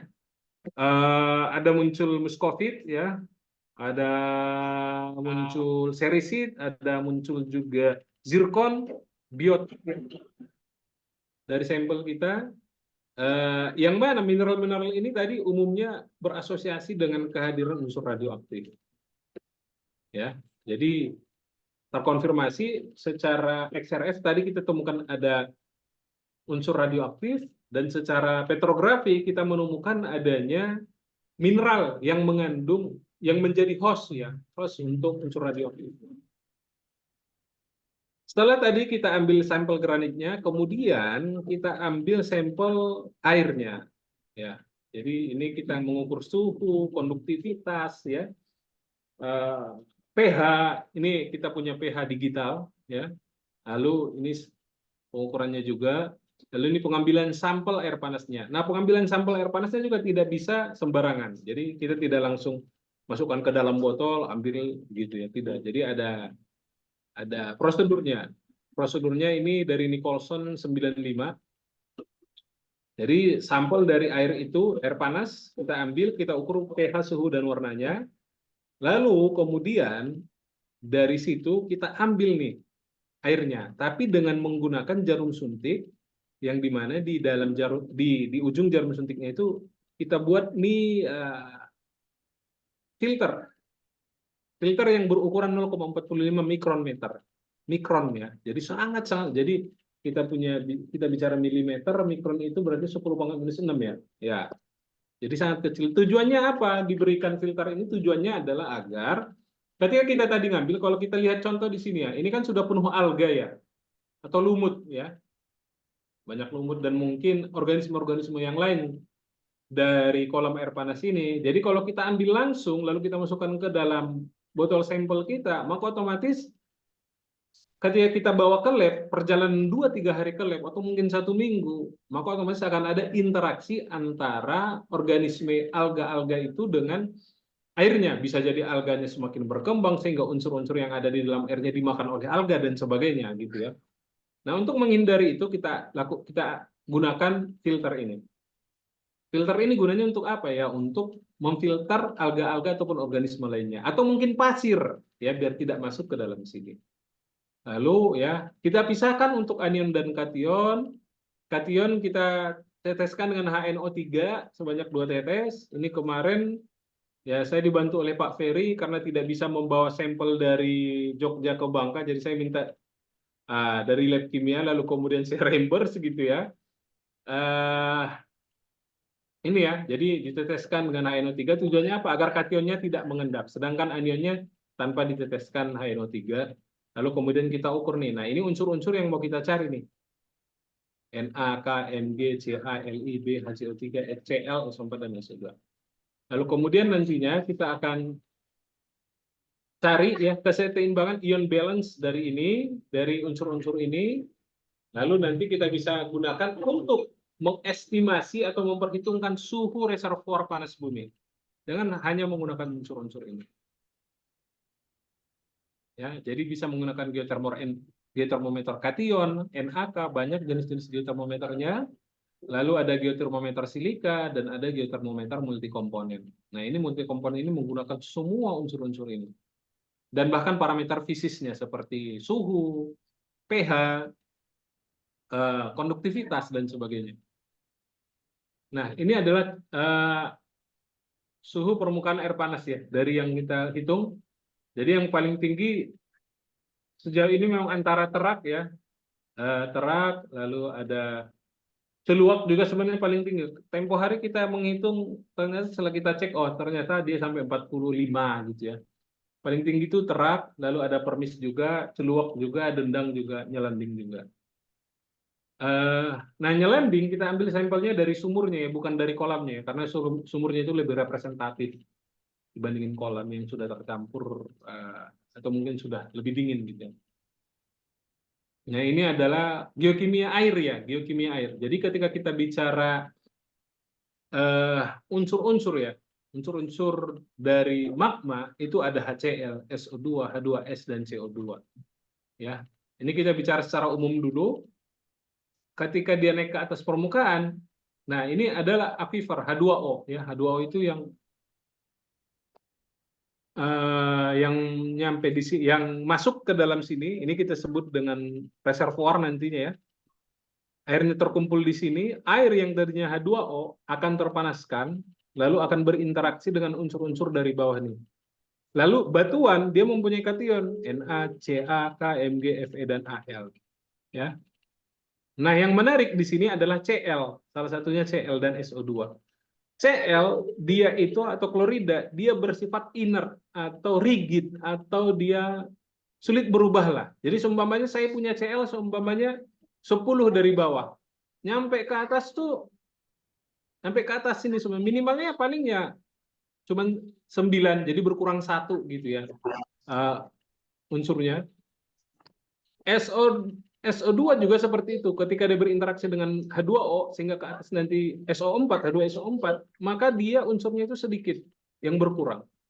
Beda halnya dengan Na, Ca, K, Mg, dan selanjutnya. Dia ini mudah berinteraksi. Sedangkan Cl itu sulit berinteraksi dengan mineral-mineral dari batuan ini. Sehingga Cl, klorida, itu biasanya sebagai indikator adanya fluida dalam atau fluida magmatik ya biasanya. Yang biasanya dia berasal dari kedalaman yang sangat dalam. Itu Cl. Nah, ada tipe jenis air panas bumi, air klorida, dia biasanya mempunyai kandungan Cl yang sangat tinggi ya. Dan biasanya dia daerah upflow ya. Daerah upflow itu adalah daerah yang dekat dengan sumber panas atau dengan reservoir. Ya, ini sangat dekat ya, dia dari atas langsung ke atas. Ini kita sebut dengan zona upflow. Dia biasanya airnya itu langsung berasal, panasnya langsung berasal dari reservoir. Ya. lalu Cl-nya juga tinggi. Lalu biasanya untuk air klorida itu biasanya dia airnya sudah matang. Jadi ketika kita bicara seumpamanya kita manasin air, maka airnya sudah mendidih, gitu ya. Sedangkan air sulfat biasanya dia berada sedikit lebih jauh dari dari sumber panas. Tapi kita masih bisa zona dia sebagai zona upflow, ya. Biasanya di daerah alterasi akibat adanya lapisan kondensasi di sini, ya, CO3. Lalu kemudian di sini ada air bikarbonat, ya. Air bikarbonat itu biasanya berada di zona outflow. Outflow itu zona yang jauh dari sumbernya. Jadi perjalanan, jika kita lihat perjalanan fluida panasnya sangat jauh nih. Jadi dia sudah ada mengalami pengurangan suhu. Biasanya dia suhunya lebih sedikit, lebih kecil. Dia muncul ada travertin. Travertin itu kapur, ya, batuan kapur atau CaCO3 gitu ya. Dia biasanya berada di topografi yang lebih rendah jika kita bicara secara umum. Jadi ada 3 jenis air panasnya. Nah, sedangkan di Pulau Bangka sendiri, menariknya adalah hampir semua air panasnya berada di zona. Oh, ini saya belum edit. Ini celuak ini masuk ke sini ya, bikarbonat. Saya mungkin salah. Celuak masuk ke sini. Zona outflow ya, zona outflow atau air bikarbonat. Hampir semuanya adalah air bikarbonat kecuali dendang dan permis. Dendang dan permis. Dendang dan permis ini merupakan air klorida. Nah, kenapa permis dan dendang ini tipenya air klorida? Itu menarik. Nanti akan dibahas dan kenapa di sini bikarbonat. Ya. Jadi mayoritas bikarbonat, sedangkan yang lainnya air klorida. Nah, tidak ada air sulfat. Ya. Air sulfat ini adalah tipikal dari air panas vulkanik. Tidak adanya air panas yang masuk di zona air sulfat ini menunjukkan bahwasanya ya benar, air panas di Pulau Bangka tidak berkaitan dengan aktivitas vulkanik. Nah, kita bisa bicarakan ya memang non vulkanik di Pulau Bangka.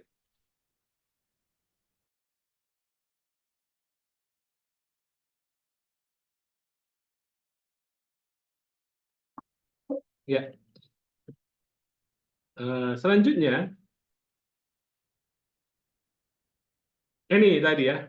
Sekarang kita tadi bicara tipe airnya. Sekarang kita bicara usia airnya, dalam tanda petik usia ya.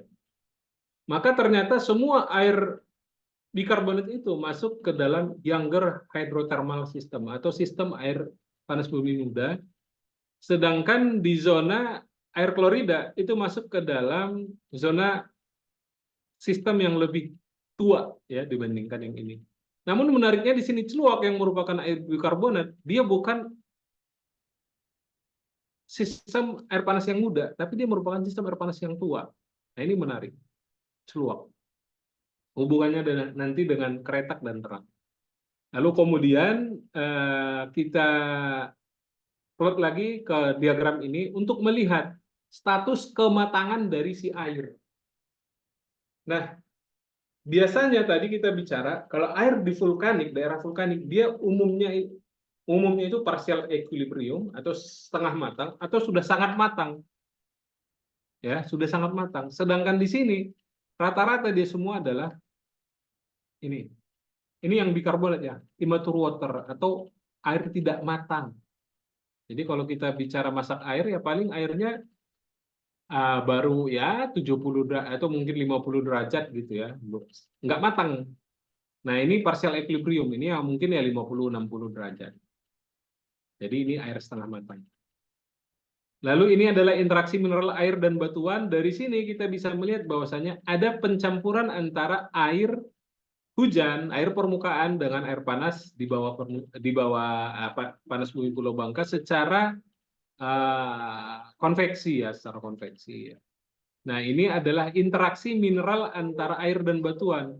Nah, di sini kita coba ambil sampel dari Pulau Malaysia, dari data yang ada. Kita lihat nih. Nah, ini ada data air panas klorida ya. Ini AH ini merah ini adalah air panas Malaysia dan di sini ada kelihatan polanya beda ya. Nah, di sini tadi kan kita sudah punya nih mineral dalam batuan dengan petrografi kita. Tadi ada muskovit dan sebagainya, ada alkali feldspar, ya, ada kuarsa dan sebagainya. Nah, ternyata di sini dengan menggunakan diagram kelarutan ini kita bisa melihat interaksi air dan batuannya. Nah, ternyata setelah interaksinya airnya dari atas berinteraksi dengan batuan, granit dan sebagainya, ternyata ketika kita analisa air di permukaan itu sudah muncul kandungan muskovitnya, mineral muskovit di airnya. Ada juga kaulinit, ya, yang tadi berhubungan dengan unsur-unsur yang kita sebutkan tadi. Jadi terkonfirmasi secara batuan, secara petrografi, dan secara interaksi mineral air batuan. Nah, itu tadi terkait geokimianya. Nah, kita sudah hitung geokimia batuan, geokimia air. Lalu selanjutnya adalah bagaimana cara kita mengkonfirmasi sistem panas bumi di Pulau Bangka. Bagaimana cara kita menggambarkannya? Maka kita gunakan yang kita sebut dengan pengukuran magnetotelurik atau MT, ya kan? Nah, ini kemarin saya dibantu juga, ada Siska, ada Hobir, Reza, Budi. Kita dibantu untuk melakukan pengukuran MT di beberapa titik lah ya. Tapi kita berfokus di Culuak, Terak, dan Petak.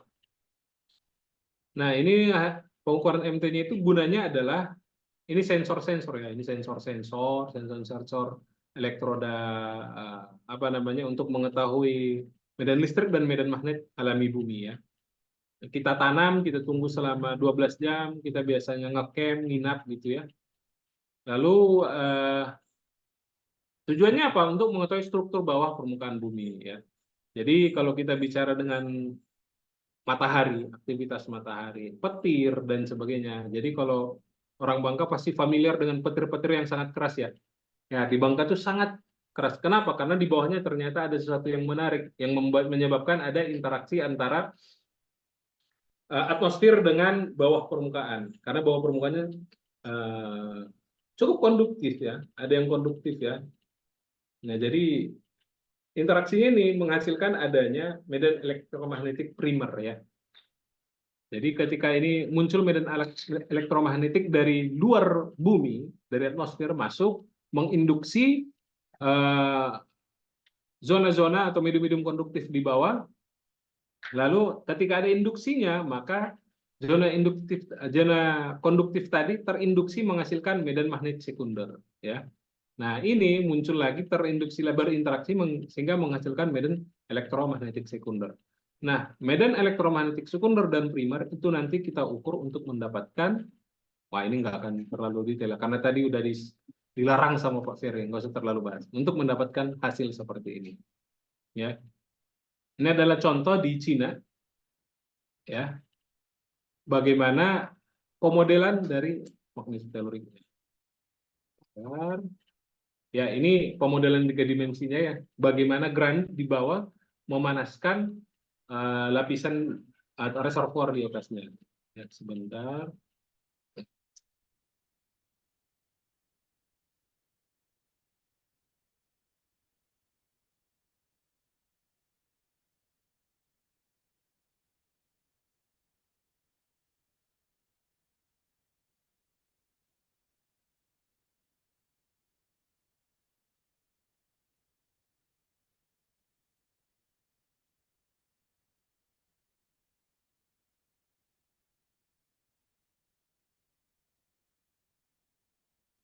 Ya, ini masih sebatas hasil sementara dari magnetoteluriknya. Kita dapatkan di sini granit hingga kedalaman 3 km ya. Kedalaman 3 km. Lalu dari pola-pola struktur seperti ini kita temukan nih, ada zona sesar di sini yang menjadi jalan masuknya air dari permukaan, air permukaan masuk ke dalam reservoir ya. Dalam reservoirnya itu ada air terpanaskan oleh granit, unsur radioaktif dari granit. Lalu panasnya itu tertahan nih oleh ada yang namanya lapisan penudung. Jadi terkungkung atau tutup pancinya gitu ya, tutup pancinya. Nah, ternyata selain ada tutup panci, di bawahnya di atas tutup panci tadi dikasih batu bata lagi nih. Jadi semacam presto gitu loh. Semacam presto yang menahan panasnya gitu ya. Jadi sini semakin panas, nah dia mencari jalan keluar fluida panasnya hingga muncullah di Terak, Celuak, dan juga Kretak seperti ini.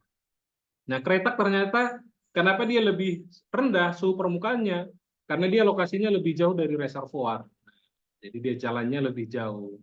Ya sama lah kalau kita nyuguhin kopi, kita bawa kopi berjalan selama sejauh 1 kilo, pasti kopinya dingin di jalan kan? Nah, kira-kira seperti itulah. Ini adalah model konseptual panas bumi dari Pulau Bangka secara 3 dimensi. Ya. Ya, jadi terdiri dari 3 reservoir yang berbeda-beda dengan suhu reservoirnya 100, 107, dan 94. Celuak tuh suhu reservoirnya paling tinggi. Terak sampai 100, sedangkan Kretak itu hanya 94. Kenapa suhu permukaan Terak itu lebih tinggi? Karena reservoirnya lebih besar dan dia letaknya lebih dekat.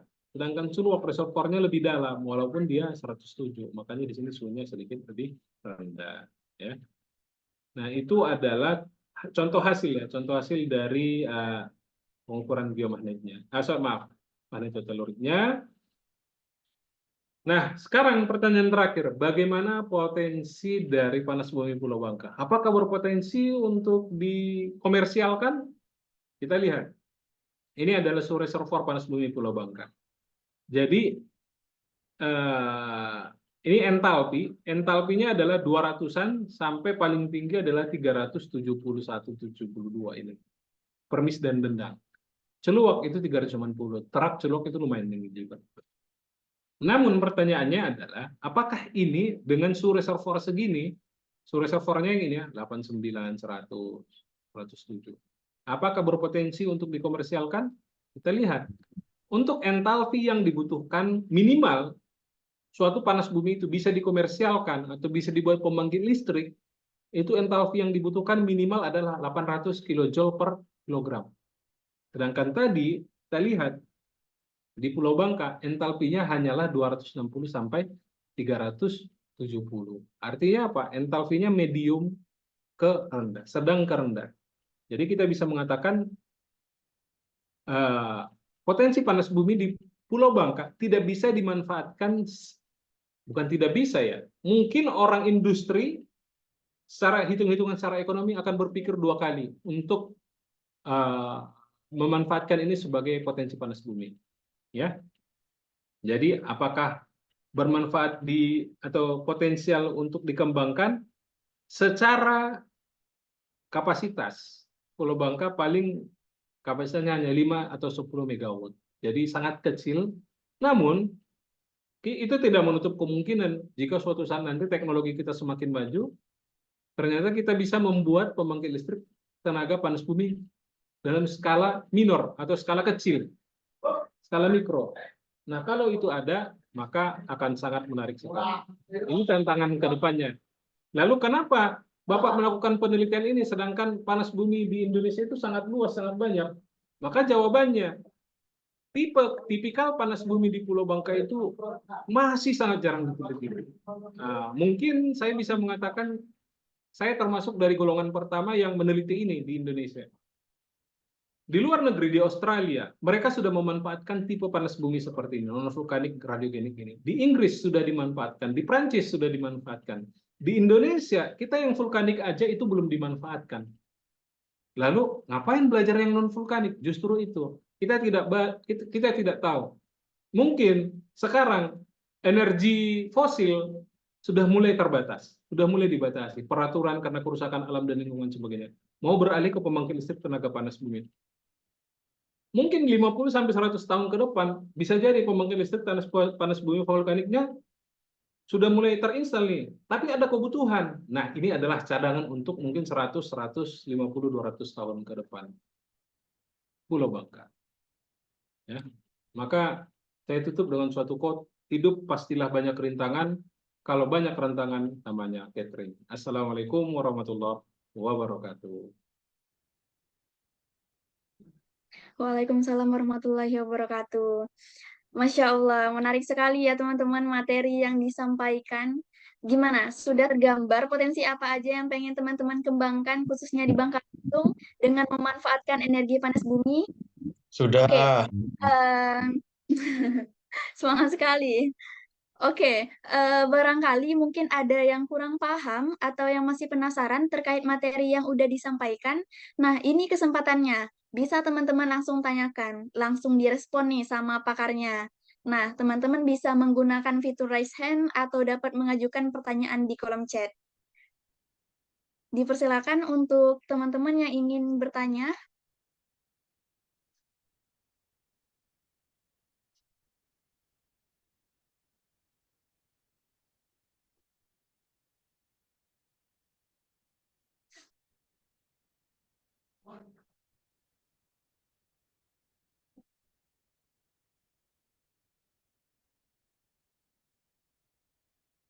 Oke, karena udah ada yang bertanya nih, yang raise hand kepada Kak Siska Oktaviani, disilakan. Baik, terima kasih ya Kak atas kesempatannya. Izin Pak Nawi, saya pengen tanya nih. Kan ada nih potensi panas bumi di daerah Dendang. Itu kan nggak bisa diambil sampelnya kan? Tapi apakah di daerah itu udah pernah dieksplorasi, Pak? Baik secara Pelawan mungkin maksudnya ya, Pelawan tadi yang tengah ambil. oh iya Pelawan Ya, yang ya. udah ada daerah pertambangannya kan? Ya, ya. Nah, itu udah pernah ada kegiatan eksplorasi belum, Pak? Yang di Pelawan belum, Pelawan tuh belum. Pernah dulu cuma ngambil sampel dari ESDM tahun 2014, tapi cuma sedikit aja samplingnya. Gitu. Cuman kita ya udah ngambil granit. Kalau untuk pengukuran belum ada di Pelawan. Tapi Pak, kalau misalkan untuk dilakukan pengukuran secara geofisika nih, itu masih bisa kan Pak untuk di daerah itu?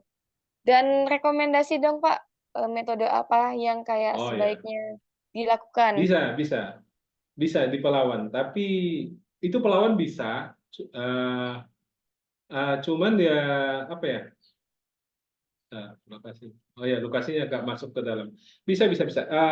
Metodenya mungkin ya bisa. Kalau mau awal dulu ya, bisa geolistrik ya, geolistrik selam bersih ya bisa, atau Wener yang bisa.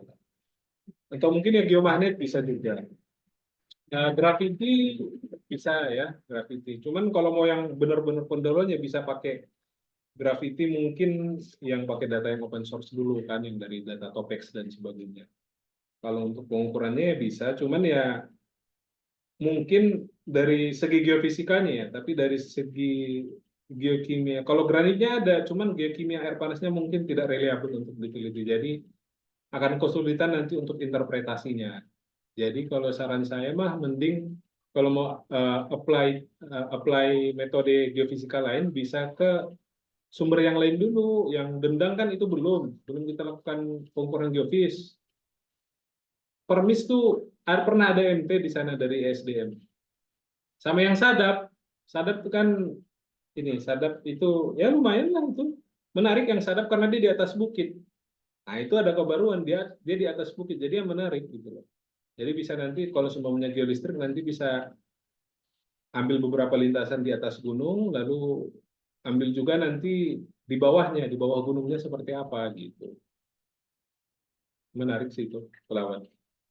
Sadap. Baik Pak, Itu saya pengen tanya Siska. lagi ya Pak. Ya. Kebetulan kemarin saya ada datang ke Celuak Pak. Kondisinya itu sekarangnya udah beda banget dengan tahun lalu. Sekarangnya itu udah banyak daerah bekas pertambangan, habis itu juga banyak tanah timbunan. Kalau semisalnya pengen pengukuran metode geolistrik, apakah mumpuni, Pak? Oh, kalau itu nggak masalah ya. Kalau apa? Kalau istilahnya bekas tambah atau bekas timbunan gitu-gitu nggak apa-apa. Itu nggak masalah kalau kita pengukuran geolistrik ya atau geofisikanya ya. Cuman memang yang tadi kan bermasalah itu kalau kita mau sampling airnya kan. Nah, selama air panasnya masih terjaga ya kita mau sampling air aman. Cuman kalau untuk geolistrik walaupun dia istilahnya udah ditimbun dan sebagainya, sekalipun udah rusak di atas permukaannya, itu kita bisa melakukan. Itu nggak menghilangkan fakta bahwa di bawahnya itu ada sumber panas dan ada sesar atau patahan yang menjadi alurnya gitu. Gitu. Gitu, Sis.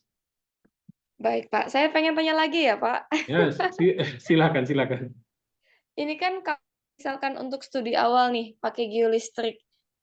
Geolistrik ini kan, semakin panjang lintasan, semakin dalam kan kedalaman yang kita peroleh. Ya. Itu kira-kira Bapak bisa merekomendasikan nggak yang kayak panjangnya tuh seberapa sih untuk studi awal nih? Gitu, Pak.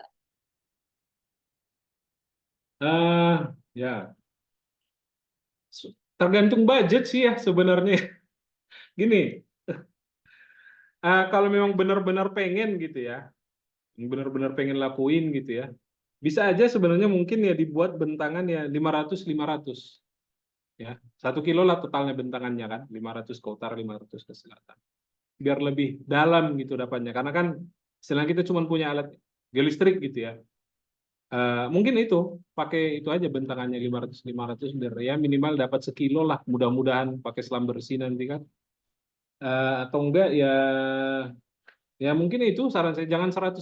Kalau 100-100 kan dikit banget tuh dapatnya nanti bentangannya. Jadi dicoba 100. Kalau sanggup ya 1 kilo ya 1 kilo nggak apa-apa gitu loh. Bentangan 1 kilo nggak masalah.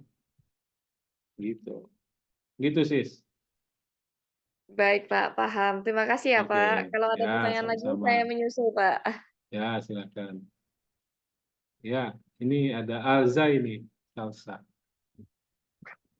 Baik.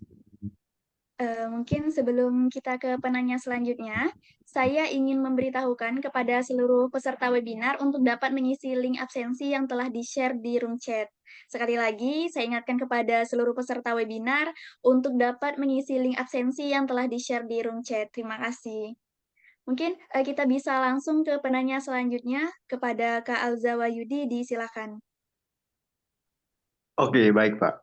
Saya Pak Rahmat ya, Pak Rahmat Nawi Siregar. Di Jogja ya Pak? Ya di Jogja.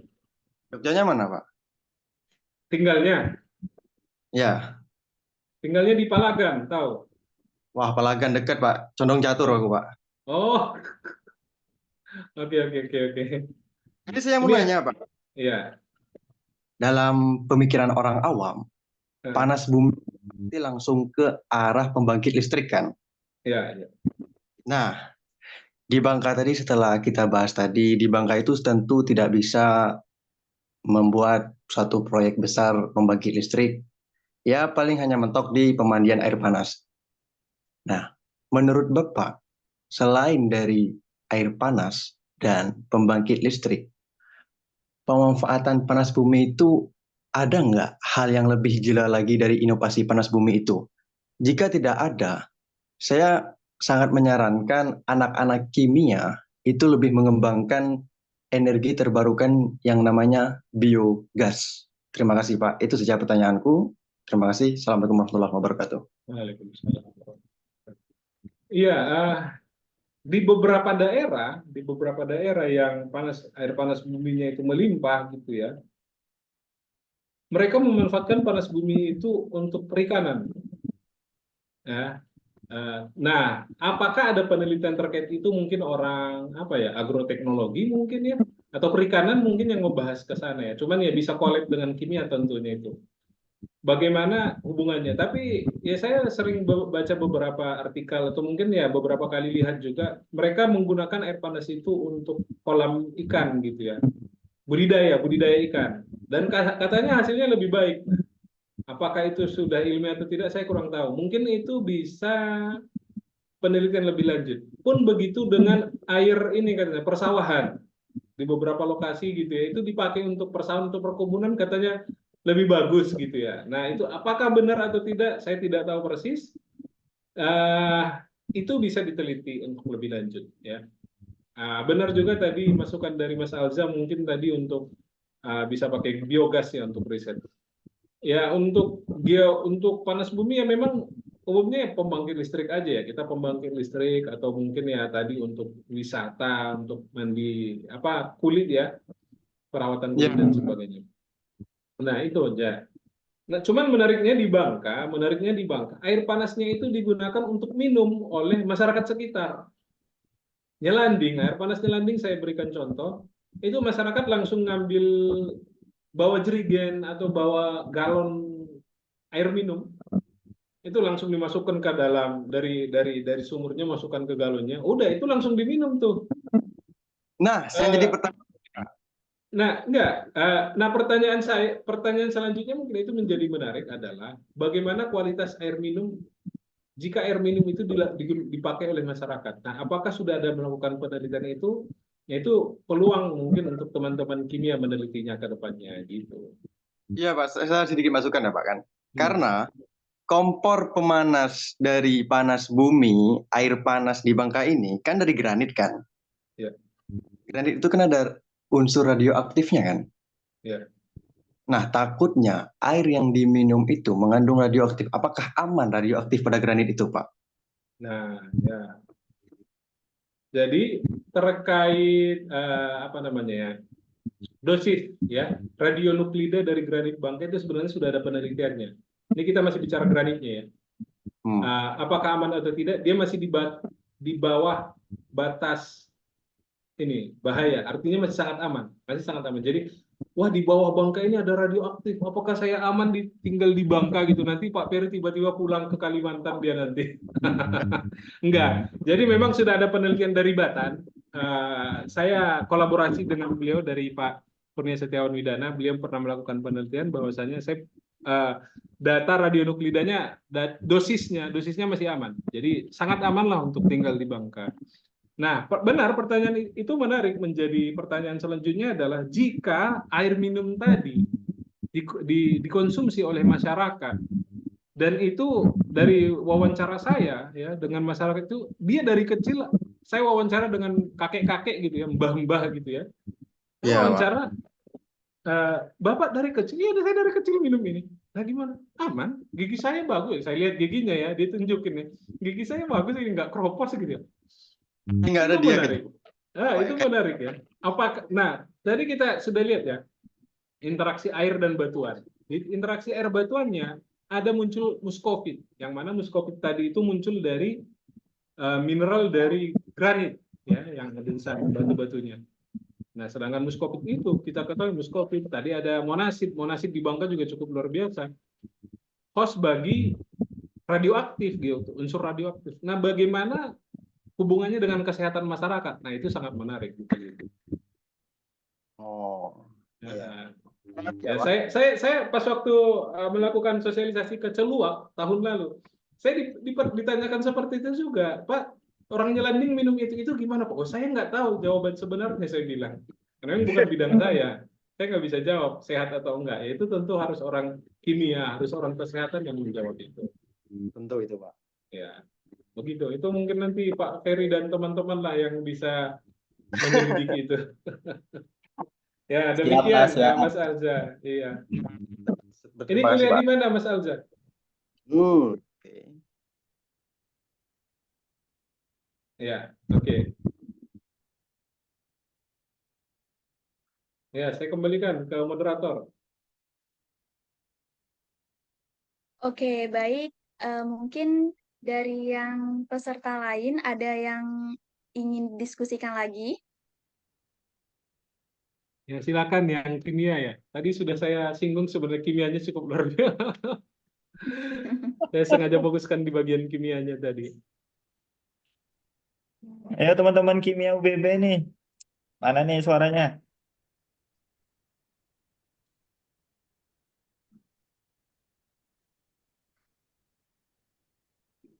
Atau mau dikasih door prize dulu kayaknya, Pak. 1 liter air panas. Oh iya, dan memang kita ngambil 1 liter, kan labnya minta 1 liter ya Pak Ferry ya dulu itu ya. Jadi bayangkan kita punya filter tadi itu ya, kita ngambil sampel itu, memasukkan ke dalam botol sampel itu bisa 2 jam masukinnya, karena kan kita baru 5 menit aja udah banyak alga-alga yang tersaring. Iya, iya. Jadi lama. Iya, karena harus disaring kan. Iya. Oke, baik Bapak. Ini Kak Siska sama Kak Alza mau bertanya lagi mungkin Kak, Pak ini. Mungkin Ya. kepada Kak Siska Oktaviani disilakan. Izin bertanya ya, Pak. Pak, saya tuh penasaran, Pak, di bagian titik menyala Bangka yang Bapak singgung tadi, ada yang sebelumnya, Pak? Hmm. Ada kan? Eh, Yang ini ya. iya. Nah, Nah, betul, Pak. Itu kan ya. sebagian kan ada yang titik air panasnya, sebagian kan belum kan? Itu kemungkinan ada ya enggak ya, Pak? Kayak bakal jadi Air panas air panas. Ya, muncul mohon panas. dijawab ya, Pak. Terima Ya, kasih. ya. Itu sebenarnya oke, tapi ini draft ya, tidak untuk diklaim di yang lain ya. Jadi gini, saya ambil contoh. Jadi pertanyaan Siska tadi cukup bagus ya. Jadi ada beberapa komponen dalam panas bumi. Kita masuk ke sini aja. Kita ambil ke sini. Jadi bagaimana terbentuknya panas bumi? Ada ya beberapa komponen. Yang pertama harus ada sumber panas.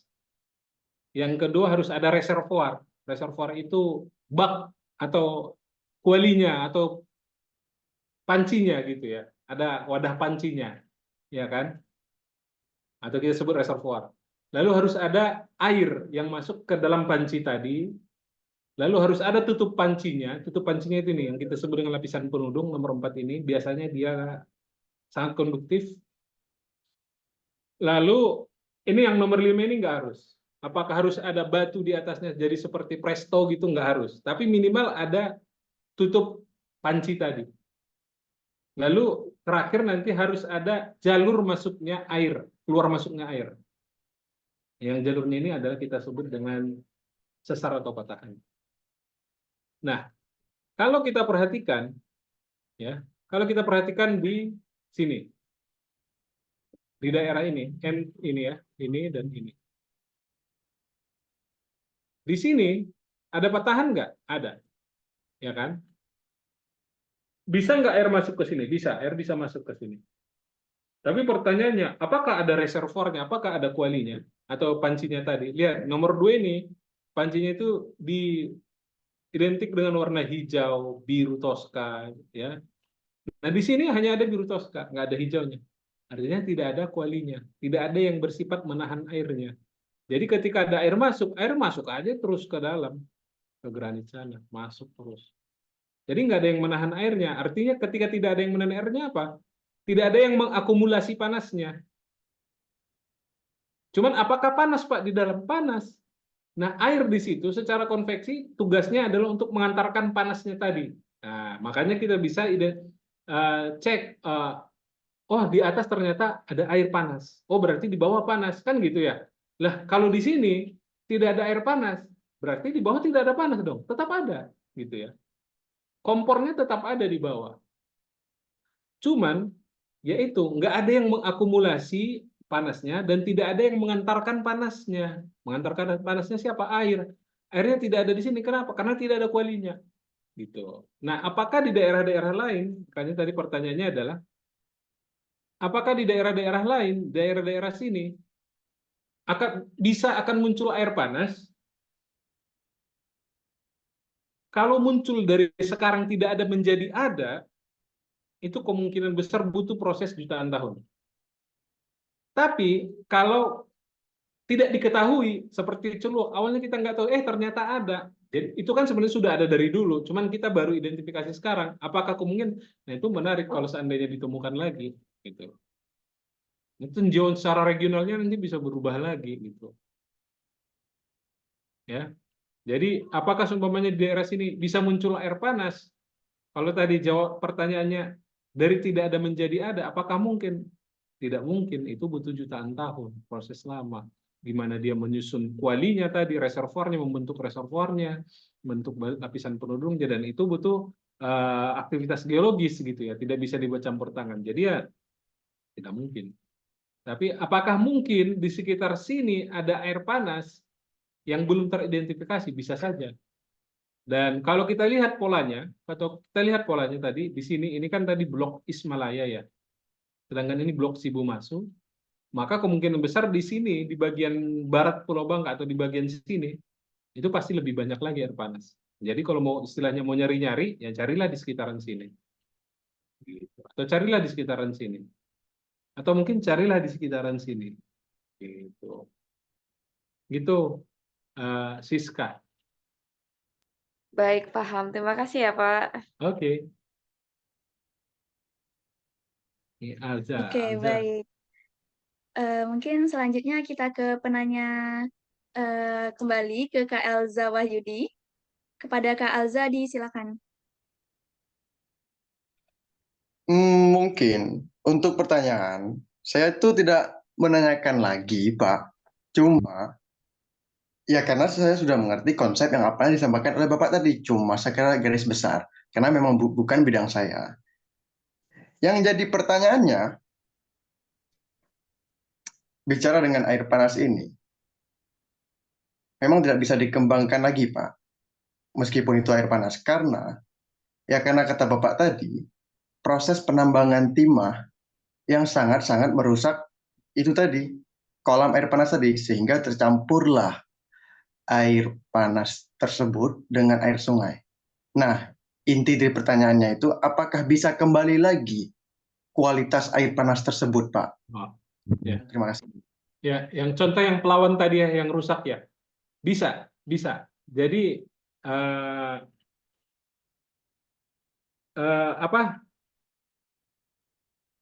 Bisa bagaimana cara kita melokalisir ya, memisahkan air yang tadi sudah tercampur menjadi sungai.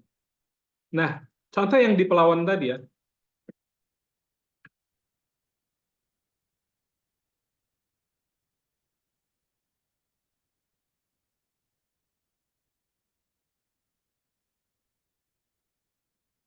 Nah, ini ya. Ini kan tadi ya, kan air panasnya di sini ya. Ini kan aliran sungai ini kan sebenarnya aliran sungai buatan ya, bukan alami yang muncul akibat aktivitas tambang. Semisal di hulunya ini ya, di hulunya ini kita belokkan air ini, belokkan air, lalu ini kita apa istilahnya ya? Kita buatkan lagi tuh semacam kolamnya gitu ya, disusun dengan pasir-pasir, batu-batu dan sebagainya, dibuat sedemikian rupa lah intinya.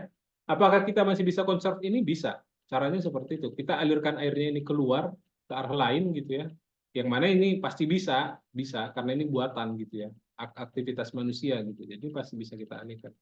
Lalu ini kita lokalisir karena yang kita perhatikan di sini airnya tetap muncul dari bawah. Gelombung-gelombung air tetap muncul dari bawah. Jadi sekalipun kita udah lokalisir daerah-daerah sini kering, sini pasti masih ada air karena airnya muncul dari bawah. Itu. Tapi ini ya tentu butuh usaha ekstra lah. Kita harus memberdayakan aparatur desa, mungkin jadi kecamatan, kabupaten. Ini pasti kerjaan banyak orang lah. Tapi intinya jawabannya bisa. Itu Mas Alza.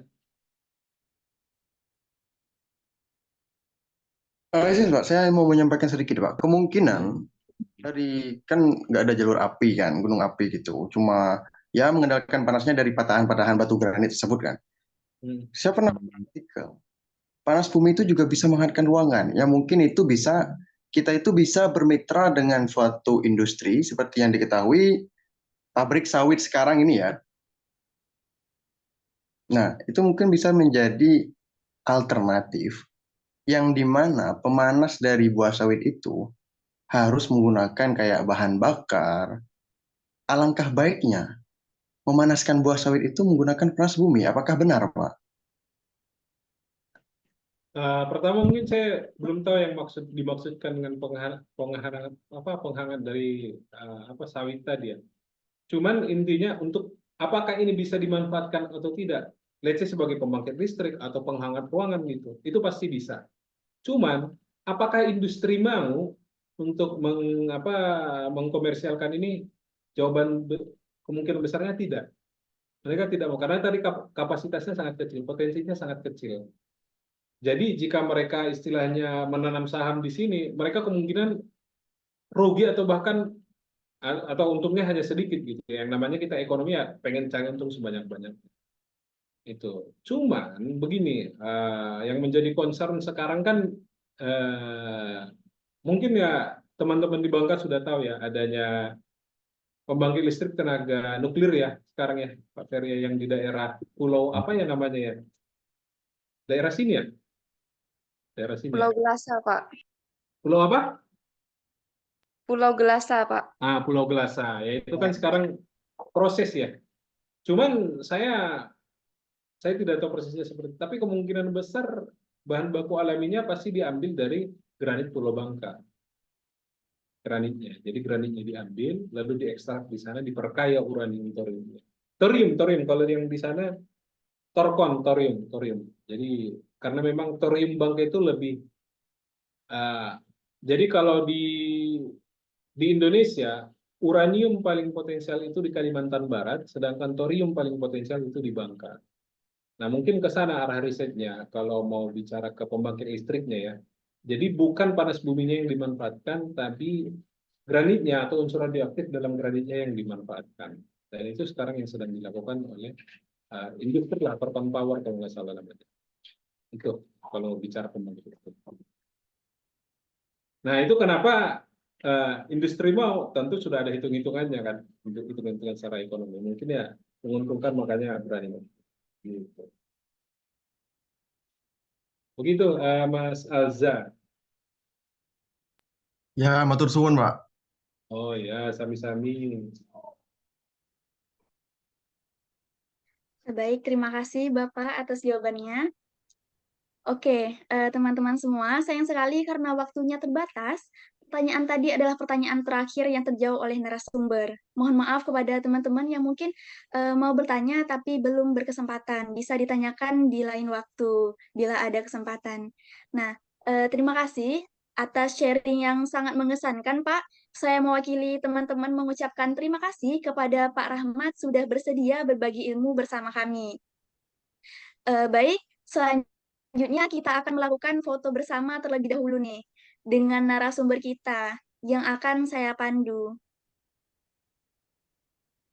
Apakah yang memfoto sudah siap? Baik, teman-teman, karena ini ada 4 slide, dan masing-masing peserta tidak tahu ada di slide berapa ya, jadi kita akan 4 pose ya. Oke, teman-teman bisa menyalakan kameranya.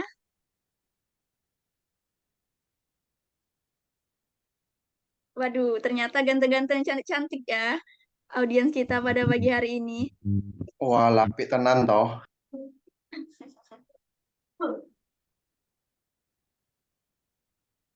Oke, baik. Oke, saya hitung ya. Pose pertama. 3, 2, 1. Oke, pose kedua. 3, 2, 1. Selanjutnya, pose ketiga. 3, 2, 1. Dan terakhir, pose keempat. 3, 2, 1. Oke, baik. Terima kasih sudah memandu sesi foto kali ini. Alhamdulillah, rangkaian sesi acara pada pagi hari ini sudah terlaksana dengan baik. Mudah-mudahan materi yang telah disampaikan pada hari ini dapat bermanfaat untuk kita semua. Sekali lagi, saya ucapkan terima kasih kepada narasumber yang telah berbagi ilmu mengenai potensi energi panas bumi yang ada di Bangka Belitung. Terima kasih juga kepada teman-teman peserta yang begitu antusias pada acara pagi ini. Dan terakhir, sebagai penutup, tadi Bapak Rahmat udah menutup dengan sebuah kutipan nih. Saya mengambil sebuah kutipan juga nih dari A.O. Wilson. Hanya dikelilingi oleh alam yang berlimpah, mereka meremajakan dan menginspirasi kita. Hadirin peserta webinar, mari kita tutup webinar pada pagi hari ini dengan melafazkan lafaz hamdalah. Alhamdulillahirabbil alamin. Pak Akur, Saya Salsa Nabira. Ya. Saya Salsa Nabira pamit undur diri. Apabila ada kesalahan mohon dimaafkan. Wassalamualaikum warahmatullahi wabarakatuh. Waalaikumsalam. Waalaikumsalam warahmatullahi wabarakatuh. Terima kasih Pak Nawi. Terima kasih. Wah. Terima kasih bagi para hadirin, bagi yang ingin meninggalkan ruang Zoom bisa langsung live. Terima kasih. Ya, terima kasih Pak Ferry. Yuk, Terima kasih. sama-sama. Terima kasih Ya. semua ya yang hadir Terima kasih pada Ada. hari Bapak. ini. Terima kasih semuanya. Saya izin live ya. Terima kasih, sehat-sehat Ya. selalu ya. Ya, Pak. Ya, Assalamualaikum. Waalaikumsalam warahmatullahi Waalaikumsalam. wabarakatuh.